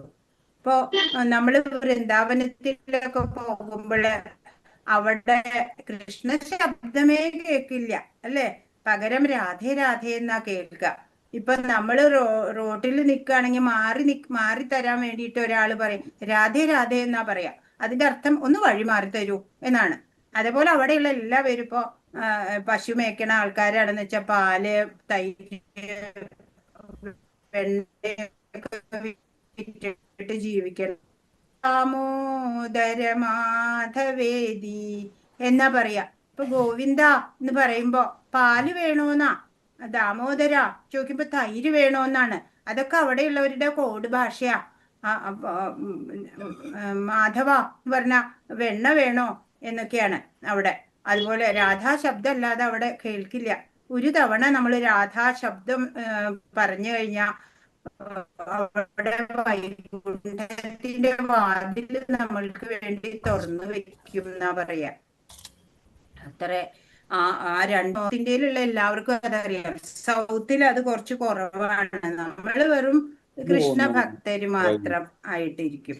പക്ഷെ നോർത്ത് ഇന്ത്യൻസ് അങ്ങനെയല്ല, രാധായുടെ ഭക്തരാ അവര്.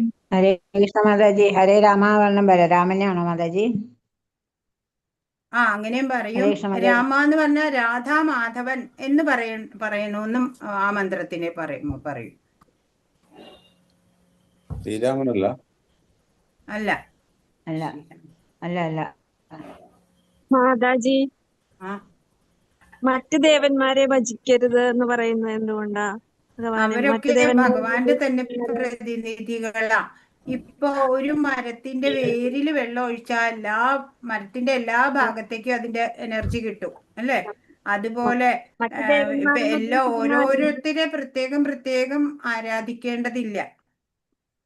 മറ്റ് ദേവന്മാരെന്ന് പറഞ്ഞ ആരാണ്? ശിവനെ എന്താ? ആരാധിക്കരുത്. ശിവനെ ദേവിയെ ബ്രഹ്മാവ്, ശിവ ആരാധിക്കരുതെന്ന് കൃഷ്ണനെ ഒഴികെ. ഇപ്പൊ നമ്മുടെ മലയാളികൾക്കാണെന്ന് വെച്ചാ കുറേ ദൈവങ്ങളുണ്ടല്ലോ, എല്ലാരെയും കളയില്ല നമ്മള്, ആരും ഒഴിവാക്കില്ല അല്ലെ. വിഘ്നേശ്വരൻ വേണം അല്ലെ, ഭഗവതി വേണം, ശിവൻ വേണം, അയ്യപ്പസ്വാമി വേണം അല്ലെ. എല്ലാം മോശമൊന്നുമല്ല, ദോഷമൊന്നുമല്ല.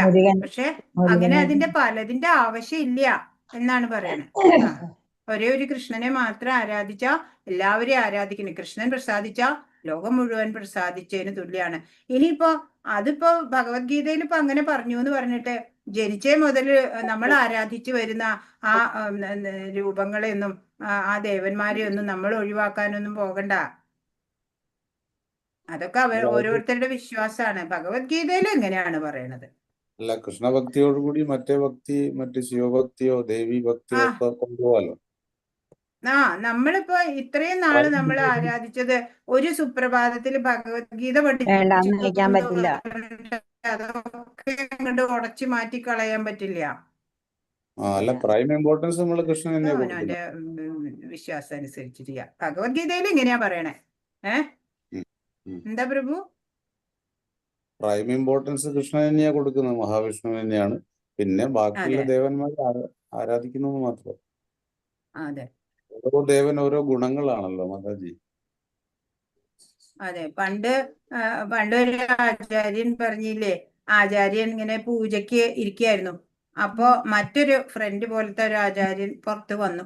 അപ്പൊ ധർമ്മപത്നി പറഞ്ഞു, അദ്ദേഹം പൂജയിലാണ്, കുറച്ച് സമയം എടുക്കും.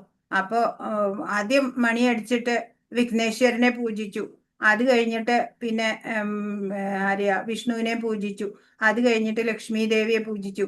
അത് കഴിഞ്ഞിട്ട് അങ്ങനെ ഓരോന്ന് ചെയ്യും. അപ്പൊ ഓരോ ദേവന്മാരെ പൂജിക്കുമ്പോഴും ഇദ്ദേഹം മുറ്റത്ത് ഓരോ കുഴി കുഴിക്കും. ഒരു കുഴി കുഴിക്കും. അടുത്ത ദേവനെ അവിടെ പൂജിക്കണ കീർത്തനമൊക്കെ കേൾക്കും. ഹരേ കൃഷ്ണ മാതാജി. നാരായണപുരാന്തനല്ലേ അത്? അല്ല, വേറെ ഒരു കുഴി കുഴിക്കും. അങ്ങനെ കുഴിച്ചു. അതെയാ, അങ്ങനെ കുഴി കുഴിച്ചു. അപ്പൊ എല്ലാ പൂജയും കഴിഞ്ഞിട്ട് ഇദ്ദേഹം വന്നപ്പോ മുറ്റത്ത് കുറെ കുഴികൾ കണ്ടു അത്രേ. അപ്പൊ ചോദിച്ചു എന്താണെന്ന്. അപ്പൊ പറഞ്ഞു, താങ്കള് ഒരേ ഒരു ദൈവത്തിനെയാണ് ആരാധിച്ചുകൊണ്ടിരുന്നതെന്ന് വെച്ചാൽ ഇപ്പൊ ഒരേ കുഴി കുഴിച്ചാൽ മതി, എനിക്ക് ഇത്രയും നേരം കുഴിച്ചാൽ അതില് വെള്ളം കിട്ടും, അത്ര അതിന്റെ റിസൾട്ട് കിട്ടും എന്നർത്ഥം. അതിന്റെ റിസൾട്ട് കിട്ടിയാനെ. ഇതിപ്പോ പലതായപ്പോ ഒന്നിനും റിസൾട്ട് ഇല്ലാതെ പോയി എന്ന് പറഞ്ഞ പോലെയാവും. ഇതൊക്കെ അവനവന്റെ യുക്തി അനുസരിച്ച് നമുക്ക് അതൊക്കെ അവസാന അധ്യായത്തിൽ ഭഗവാൻ പറഞ്ഞു തരുന്നുണ്ട്.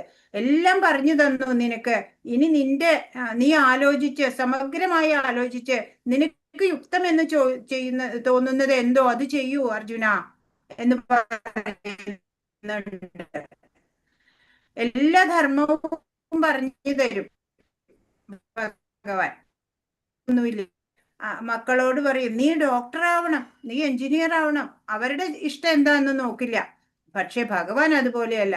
ഭഗവാൻ എല്ലാ മാർഗവും പറഞ്ഞു തരും. ഒരു നല്ല പിതാവ് എന്താ ചെയ്യാ, മക്കൾക്ക് ഓരോ കാരിയർ എങ്ങനെയാണ്, ഇതിലൂടെ പോയാൽ നിനക്ക് ഇങ്ങനെ കാരിയറിൽ ഉയർച്ച ഉണ്ടാക്കാം, ഇതിലൂടെ പോയാൽ നിന്റെ ഇഷ്ടം എന്താണോ അത് ചെയ്തോളൂ എന്ന് ലാസ്റ്റ് പറയും. അല്ലേ? നല്ല മാതാപിതാക്കൾ അങ്ങനെയാ. അതുപോലെയാണ് ഇപ്പൊ ഇവിടെ ശ്രീകൃഷ്ണൻ പറയാൻ പോകുന്നത്. 18-ാം അധ്യായം എത്തുമ്പോ നമുക്ക് മനസ്സിലാവും. മാതാജി, ഒരു സംശയം. ചോദിക്കൂ. ശ്രീകൃഷ്ണ ഭഗവാൻ അല്ലെങ്കിൽ നാരായണൻ ഭഗവാൻ മഹാവിഷ്ണു ഭയങ്കര പരീക്ഷണം നടത്തും. അതൊക്കെ ഉണ്ട്. അത് അതിജീവിക്കാൻ ബുദ്ധിമുട്ടായിരിക്കും അല്ലെ? വളരെ ബുദ്ധിമുട്ട് എന്ന് പറഞ്ഞാ പോരാ. ആ ഭഗവാൻ ഇഷ്ടമുള്ള ഒരു ഭക്തന്റെ എല്ലാം ഭഗവാൻ കവർന്നെടുക്കും. ആണല്ലേ? നമുക്ക് ഇഷ്ടപ്പെട്ട ബന്ധുക്കളെ കവർന്നെടുക്കും. നമുക്ക് ധനത്തിനോട് ഇഷ്ടമാണെങ്കിൽ ആ ധനം മുഴുവനും കവർന്നെടുക്കും. എല്ലാം ഭഗവാൻ ഒരു തരം എന്താ പറയാ, അതിലൊരു സ്വാർത്ഥത. എന്നെ മാത്രം ഇഷ്ടപ്പെട്ടാ മതി, വേറെ ഒന്നിനോടും ഇഷ്ടം വേണ്ട. അങ്ങനെയാവുമ്പോ അങ്ങനെ ജീവിക്കും. പക്ഷേ ഭഗവാനെ കിട്ടിയ ആ ആളുടെ പരമാനന്ദം പറഞ്ഞറിയിക്കാൻ പറ്റാത്തതാ. ഈ ഭൗതികത, അത് നിരർത്ഥകമായിട്ടുള്ള ഈ വസ്തുക്കൾക്കൊന്നും ഒരു മൂല്യമില്ല. അതൊരു പരമഭക്തനറിയാം. ആ ഭക്തന് മറ്റൊന്നും വേണ്ട. ഇപ്പൊ ഇന്നലെ നമ്മൾ സനാതന ഗോസ്വാമിയെ പറ്റി പറഞ്ഞില്ലേ, അദ്ദേഹം ഈ ചിന്താമണി രത്നം പോലും കിട്ടിയിട്ട് അത് ചവറ്റുകൊട്ടയിലിടും. അല്ലേ? നമ്മളാണെങ്കിലോ അതുകൊണ്ട് നേട്ടം ഉണ്ടാക്കാൻ പറ്റണം ഉണ്ടാക്കാൻ തുടങ്ങും. അല്ലേ? നമ്മളെ പോലെ അദ്ദേഹം അത് കിട്ടി, അതിന് മൂല്യവത്തായത് എന്റെ കയ്യിലുണ്ട്, എനിക്ക് ഭഗവാനെ കിട്ടിയിട്ട്. അതാണ് അദ്ദേഹത്തിന്. ഭക്തനാവുമ്പോ നമ്മുടെ ആ ആറ്റിറ്റ്യൂഡ് ചേഞ്ച് ആവും. ഇപ്പൊ നമ്മള് ധനം, പ്രശസ്തി, പദവി എന്നൊക്കെ പറഞ്ഞ് നടക്കും. അങ്ങനെ ആവുമ്പോ മാതാജി നമ്മളോട് കർമ്മം ചെയ്യാൻ പറയുന്നതും ഭഗവാൻ തന്നെയല്ലേ? അപ്പൊ നമ്മുടെ അടുത്ത് ധനവും ഒന്നും ഭഗവാൻ അപഹരിച്ചു കഴിഞ്ഞാൽ നമ്മൾ എങ്ങനെ കുടുംബം നോക്കുക? അതാണ് ഞാൻ ചോദിച്ചത്. അല്ല, അത് സ്പെഷ്യൽ കേസിലാണ് അങ്ങനെ. അല്ലാണ്ട് എല്ലാവരുടെയും പണം ഭഗവാൻ അപഹരിച്ചുകൊണ്ട് പോയി എന്നല്ല. അങ്ങനെയല്ല, ഭഗവാനിൽ അലിയും തോറും ഭഗവാൻ നമ്മുടെ ഭൗതിക സുഖങ്ങളെല്ലാം എടുക്കും എന്ന് പറഞ്ഞാൽ പിന്നെ കർമ്മം ചെയ്യാൻ നമുക്ക് കഴിയാതെ ആവില്ലേ? അങ്ങനെ പറയുന്നില്ല. ഭഗവാൻ നേടുന്ന ധനത്തിന്റെ ഒരു അംശം നീ സാമൂഹ്യ സേവനത്തിന് കൊടുക്കണം, ഇല്ലാത്തവന് കൊടുക്കണം എന്ന് പറയുന്നുണ്ട്. ഭഗവത് സേവനത്തിന് തന്നെ ഉപയോഗിച്ചാൽ അപ്പൊ മതി. നിങ്ങൾക്കുള്ള ധനത്തിൽ നിന്ന് നിങ്ങൾ ഒരു പങ്ക് നിങ്ങൾ എത്ര വേണേലും ഉണ്ടാക്കുന്നതിന്റെ അതാണ് മറ്റുള്ളവരും പറഞ്ഞ 10-1 ഒരംശം, 1% ഭഗവാന് വേണ്ടി നീ ചോദിക്കുക. ഇല്ലാത്തവർക്ക് സമൂഹ സേവനത്തിന് കൊടുക്കണം. ഇല്ലാത്തവർ രോഗിക്ക് കൊടുക്കണം, അന്നമില്ലാത്തവന് കൊടുക്കണം. അത് കൊടുക്കുമ്പോഴാണ് ഭഗവാൻ സന്തോഷം. മുഴുവൻ കൊടുക്കണ്ടെന്ന് പറയണില്ല. അതുകൊണ്ട് ഉണ്ടാക്കരുതെന്ന് ഭഗവാൻ പറയുന്നില്ല. ധാർമ്മികമായിട്ട് ധനം സമ്പാദിക്കണം, എന്നിട്ട് ഭഗവത് സേവനത്തിനും ഉപയോഗിക്കണം ആ പണം. ഏറ്റവും കൂടുതൽ കന്യാദാനം, നമുക്കൊരു കന്യാദാനം നടത്തണം എന്നുണ്ടെങ്കിൽ പൈസ വേണം. അപ്പൊ പൈസ ഉണ്ടാക്കിയിട്ട് അതുപോലെ തന്നെ നിന്റെ കുടുംബത്തിന്റെ കൂട്ട് തന്നെ സമൂഹ സേവനവും ചെയ്യുക. അത് തന്നെയാണ് ഭഗവാൻ പറയുന്നത്. മാതാശ്രീ, എനിക്കൊരു ചെറിയ സംശയമുണ്ട്. ലളിതാ സഹസ്രനാമം പഠിക്കുമ്പം പറയും ദേവിയാണ് എല്ലാം, ദേവിയാണ് ആദ്യം ഉണ്ടായത്, ദേവിയാണ് സകലത്തിനെ നിയന്ത്രിക്കുന്നത്. ശിവപുരാണം വായിക്കുമ്പോ പറയും ശിവനാണ് എല്ലാം എന്ന് പറയും. അതൊക്കെ പല പല ജനങ്ങള്, നമ്മളുടെ ഈ മനുഷ്യ സമൂഹം ഉണ്ടല്ലോ, 4 ലക്ഷം ടൈപ്പ് ബോധമണ്ഡലത്തിലുള്ളവരാന്നാ പറയാ. അപ്പൊ ഓരോരുത്തർക്കും ലക്ഷ്യം ഒന്നാണ്, ഭഗവത് പ്രാപ്തിയാണ്. അപ്പൊ ഓരോരുത്തർക്കും ഇഷ്ടമുള്ള അവനവന് രുചിക്കണ തരത്തിലുള്ള മാർഗത്തിലൂടെ പോകാം എന്നുള്ള സ്വാതന്ത്ര്യം സനാതന ധർമ്മത്തിനുണ്ട്. അതുകൊണ്ടാണ് അങ്ങനെ. ഇപ്പൊ ശിവഭക്തര് അവര് പരമ ലക്ഷ്യത്തിലെത്തുന്നുണ്ട്. ശിവഭക്തര് ശിവൻ എന്താണ് വൈഷ്ണവാനാം യഥാശംഭു എന്നാ പറയാ. ഏറ്റവും വലിയ വിഷ്ണു ഭക്തനാരാ? ശിവനാ. അങ്ങനെ വൈഷ്ണവാനാം യഥാശംഭു എന്നാ പറയാ. അപ്പോ അത് ഒന്നും മോശമല്ല, അല്ലെങ്കിൽ ഒന്നും നിന്ദിക്കേണ്ടതൊന്നുമല്ല. പക്ഷെ ഏതെങ്കിലും ഒന്നില് സ്റ്റിക്ക് ഓൺ ചെയ്യുകയാണെങ്കിൽ നമുക്ക് കുറച്ചും കൂടെ എളുപ്പമുണ്ട് എന്ന് മാത്രം. മാതാജി, എന്റെ ഒരു കാര്യം പറഞ്ഞോട്ടെ. ഞാനൊരു ജോലി ചെയ്തൊരു അധ്യാപകനായിരുന്നു. പക്ഷെ ഞാൻ ഭാഗവതമൊക്കെ വായിക്കാനും ഈ കൃഷ്ണഭക്തിയിൽ കുറച്ച് ആറാടി നാമജപമൊക്കെ ആയിട്ട് ഇങ്ങനെ നടന്നപ്പോൾ എന്റെ ജോലി നഷ്ടപ്പെട്ടു. ജോലി പോയി, സാമ്പത്തികമായിട്ട് ആട്ടാപ്പാടെല്ലാം പൂട്ടിക്കളഞ്ഞു കൃഷ്ണൻ. ഇപ്പൊ ആകെ സാമ്പത്തികമില്ല. മാതാജി പറഞ്ഞ പോലെ സമാധാനമൊക്കെ കുറെയൊക്കെ ഉണ്ട്, ഇല്ലാന്നില്ല. നല്ല സാധനയൊക്കെ ചെയ്യുന്നുണ്ട്. ഞാൻ എല്ലാ ദേവന്മാരെയും ആരാധിക്കുന്നുണ്ട്. അതിൽ പ്രൈം ഇമ്പോർട്ടൻസ് കൃഷ്ണ കോൺഷ്യസ്നസ്. അതെന്താ അങ്ങനെ ചെയ്യുന്നത് ഭഗവാൻ? അത് നമ്മളുടെ പൂർവ്വജന്മത്തിലെ എന്തെങ്കിലും കർമ്മഫലം ഉണ്ടാവും. അതൊന്നും ഭഗവാൻ എടുത്തോണ്ട് പോകില്ല. പിന്നെ അത് പ്രാർത്ഥിച്ച് നമ്മൾ അതിനാണ് നാമജപമൊക്കെ ചെയ്യണത്. പാപം വ്യാധി രൂപേണ ജായതേ. അതുണ്ട്. അപ്പൊ നമ്മുടെ ആ കർമ്മഫലമൊക്കെ ഒന്ന് ലഘൂകരിക്കപ്പെടും നമ്മൾ ഭഗവാനെ കുറെ വിളിക്കുമ്പോ. എത്രയോ കോടി ജന്മങ്ങളായിട്ട് ഇങ്ങനെ സഞ്ചിതമായിട്ട് കൂട്ടി വെച്ച കുറെ ഉണ്ടാവും നമുക്ക്. അപ്പൊ അത് എത്രത്തോളം ഉണ്ടെന്ന് അറിയില്ല. അതൊക്കെ ആ കർമ്മഫലങ്ങളൊക്കെ ചെയ്ത ഉടനെയല്ല അതിന്റെ ഫലം അനുഭവിക്കേണ്ടത്. നമ്മളൊരു കർമ്മം ചെയ്യുമ്പോ അതിന്റെ പക്വമാവണം. ഇപ്പൊ ഒരു വിത്ത് പൊട്ടി മുളയ്ക്കുന്ന പോലെ എന്നാ പറയാ. ഇപ്പൊ ഒരു മുളകിന്റെ വിത്ത് ഇട്ടാൽ അത് 2-4 ദിവസത്തിൽ മുളയ്ക്കും. എന്നാൽ ഒരു ആൽമരത്തിന്റെ വിത്ത് 6 മാസമൊക്കെ എടുക്കുന്നാ പറയണേ മുളയ്ക്കാന്. അതുപോലെ ഈ ചെയ്ത പ്രവൃത്തിയുടെ കർമ്മത്തിന്റെ ഫലം അത് പരിപക്വം ആവണത് എപ്പോഴാന്ന് അറിയില്ല. അപ്പോഴാണ് അനുഭവിക്കേണ്ടി വരിക. അല്ല, ആ പ്രവൃത്തിയെ കുറിച്ച് ഒന്നുകൂടെ അനലൈസ് ചെയ്യുന്നത് നല്ലതാണ്. എന്താണ് അവിടുത്തെ പാളിച്ച എന്തെങ്കിലും ഉണ്ടോ എന്നുള്ളതൊന്ന് ശ്രദ്ധിക്കുന്നത്. അതാണല്ലോ ഭഗവത്ഗീതയിൽ കർമ്മരഹസ്യം പറഞ്ഞു തരുന്നത്. ഇനി ചെയ്ത് കഴിഞ്ഞത് പോയി, അത് ഇനി പറയണ്ട. ഇനി ഇവിടുന്ന് അങ്ങോട്ട് ചെയ്യാനുള്ളത് ആ ഭഗവത്ഗീതയിലൂടെ ഭഗവാന്റെ നിർദ്ദേശങ്ങൾ അനുസരിച്ച് കർമ്മം ചെയ്യുക. അപ്പൊ നമ്മളെ കർമ്മബന്ധിതനാവില്ല, നമ്മൾ കർമ്മഫലങ്ങൾ നമ്മളെ ബാധിക്കില്ല എന്ന് ഭഗവാൻ പറഞ്ഞു തരുന്നുണ്ടല്ലോ. അത്രേ ഉള്ളൂ. ചെയ്ത് കഴിഞ്ഞത് ഇനി റെക്ടിഫൈ ചെയ്യാൻ പറ്റില്ല. ഇല്ല, അതിന് തെറ്റുകൾ തിരുത്തി മുന്നേറുക എന്നുള്ളതേ ഉള്ളൂ. മാതാജി 3 തരം വിഷ്ണുവിന് പറഞ്ഞില്ല, കേട്ടില്ലായിരുന്നു. നെറ്റ് ഇഷ്യൂ ഉണ്ട്. ഒന്ന് പറഞ്ഞു കൊടുക്കൂ ആരെങ്കിലും.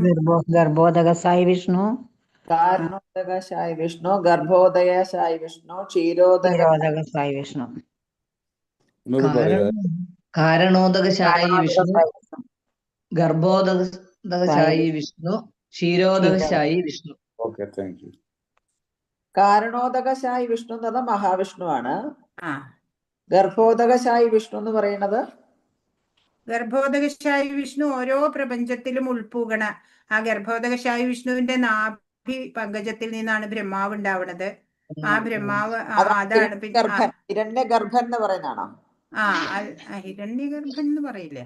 ഗർഭോദകശായി വിഷ്ണു എന്ന് പറഞ്ഞാൽ ആ ഗർഭോദകശായി വിഷ്ണുവിടെ നാഭി പത്മത്തിൽ നിന്ന് ബ്രഹ്മാവ് ഉണ്ടാവും. പിന്നെ ബ്രഹ്മാവ് ആ പ്രപഞ്ചത്തിൽ വേണ്ട സൃഷ്ടികളൊക്കെ നടത്തണു. അങ്ങനെ ഓരോ ബ്രഹ്മാണ്ടങ്ങളും അങ്ങനെയാണ്. അതിനകത്ത് ഓരോരോ വിവിധ ബ്രഹ്മാണ്ടങ്ങളിൽ വിവിധ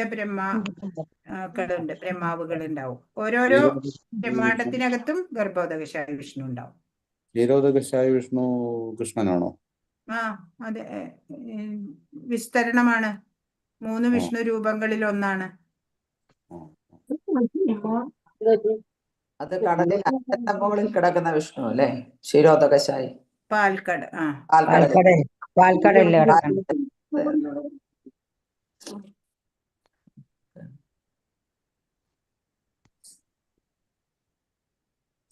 നിങ്ങളെല്ലാവരും നാമം ജപിക്കുന്നുണ്ടോ?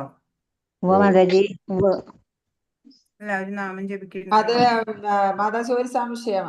ഹരേ രാമ ഹരേ രാമ രാമ രാമ ഹരേ ഹരേ അങ്ങനെയാണോ തുടങ്ങുന്നത്? കൃഷ്ണനിൽ കൂടെയാണോ തുടങ്ങുന്നത്? ഹരേ കൃഷ്ണ ഹരേ കൃഷ്ണ. എങ്ങനെ? രാമാന്ന് തുടങ്ങുന്ന നാമം ആണെന്ന്.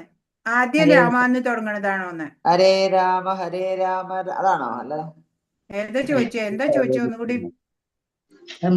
നമ്മൾ ആദ്യം പഠിച്ചത് ഹരേ രാമ ഹരേ കൃഷ്ണ. അത് കലിസന്ധരണ ഉപനിഷത്തിലുള്ള വേദമന്ത്രം തന്നെയാണ്. പക്ഷെ അതിന് കുറെ നിഷ്ഠകളോട് കൂടിയിട്ട് നമ്മൾ വേണം ജപിക്കാൻ. ഇപ്പൊ നമുക്ക് ചൈതന്യ മഹാപ്രഭു അതിനെ ലഘൂകരിച്ചിട്ട് പറഞ്ഞു തന്നതാണ്. ഈ ഹരേ കൃഷ്ണ മഹാമന്ത്രം ജപിക്കുമ്പോ നമുക്ക് എപ്പോഴും വേണമെങ്കിലും ജപിക്കാം. അതിന് അങ്ങനെയുള്ള നിഷ്കർഷകളൊന്നും ഇല്ല, പാലിക്കേണ്ടതില്ല. അപ്പൊ ഹരേ രാമ രാമ രാമ ഹരേ ഹരേ ഹരേ കൃഷ്ണ കൃഷ്ണ കൃഷ്ണ ഹരേ ഹരേ അല്ല, അങ്ങനെയല്ല. ഹരേ കൃഷ്ണ ഹരേ കൃഷ്ണ മഹാമന്ത്രമാണ് നമ്മൾ ചൊല്ലുന്നത്. അപ്പൊ ഹരേ കൃഷ്ണ കൃഷ്ണ കൃഷ്ണ ഹരേ ഹരേ ഹരേ രാമ ഹരേ രാമ. മാതാജി, ഓം നമോ ഭഗവതേ വാസുദേവയും ഓം നമോ ഭഗവതേ വാസുദേവായ എന്നുള്ള മന്ത്രം, ദ്വാദശ മന്ത്രം ചൊല്ലിക്കൂടെ? അത് ദ്വാദശാക്ഷര മന്ത്രാണത്. അതൊക്കെ ശ്രേഷ്ഠമായ മന്ത്രം തന്നെയാണ്. പക്ഷെ നമ്മളിപ്പോ അത് ജപിക്കാനൊന്നും പറയുന്നില്ല. ഹരേ കൃഷ്ണ മഹാമന്ത്രം മാത്രാണ് ഞങ്ങളൊക്കെ ജപിക്കണത്. ഉപനിഷത്തിലെ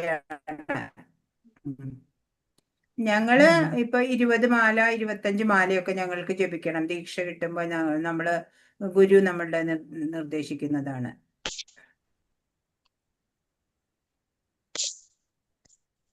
അതിന്റെ ജപ സെഷൻസ് ഒക്കെ ഇപ്പൊ നടക്കുന്നുണ്ട് നമ്മുടെ ഗ്രൂപ്പില്. പിന്നെ 4:30 നമ്മളുടെ ടെമ്പിളില് മംഗളാരതി നിങ്ങൾക്ക് ഓൺലൈനായിട്ട് അറ്റൻഡ് ചെയ്യാം. അതിന്റെയൊക്കെ ലിങ്ക് നിങ്ങൾക്ക് ലഭ്യമല്ലേ? റീന മാതാജി ഗ്രൂപ്പില് നമ്മുടെ മംഗളാരതിയുടെ ലിങ്ക് ഇട്ട് കൊടുക്കൂ.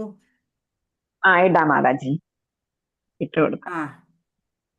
മംഗളാരതിയുടെ ഗ്രൂപ്പ് ഉണ്ട്. ജപത്തിന് വേറെ 3 സമയം ജപം നടക്കുന്നുണ്ട് ഇവിടെ. അതിൽ നിങ്ങൾക്ക് പങ്കെടുക്കാം. അങ്ങനെ സാധനകൾ കൂട്ടിക്കൊണ്ടുവരണം. ഭക്തി സാധനകൾ കൂട്ടി വരണം. അതിന്റെയൊക്കെ നിങ്ങളുടെ എന്നിട്ട് കണക്കെടുക്കണം. എത്രത്തോളം ഊർജ്ജസ്വലതയോടെ നിങ്ങൾ ഭക്തിയിൽ മുന്നേറാൻ ആഗ്രഹിക്കുന്നുണ്ടെന്ന് അറിയാൻ. ടെമ്പിളിലെ നാമനിഷ്ഠ പ്രഭുവിന് അതൊക്കെ അറിയാൻ ആഗ്രഹമുണ്ട്.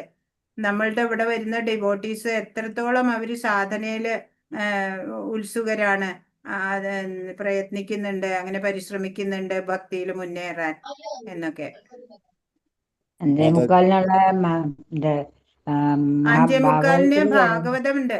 രാവിലെ 5:45 ഭാഗവതം ക്ലാസ് ഉണ്ട്.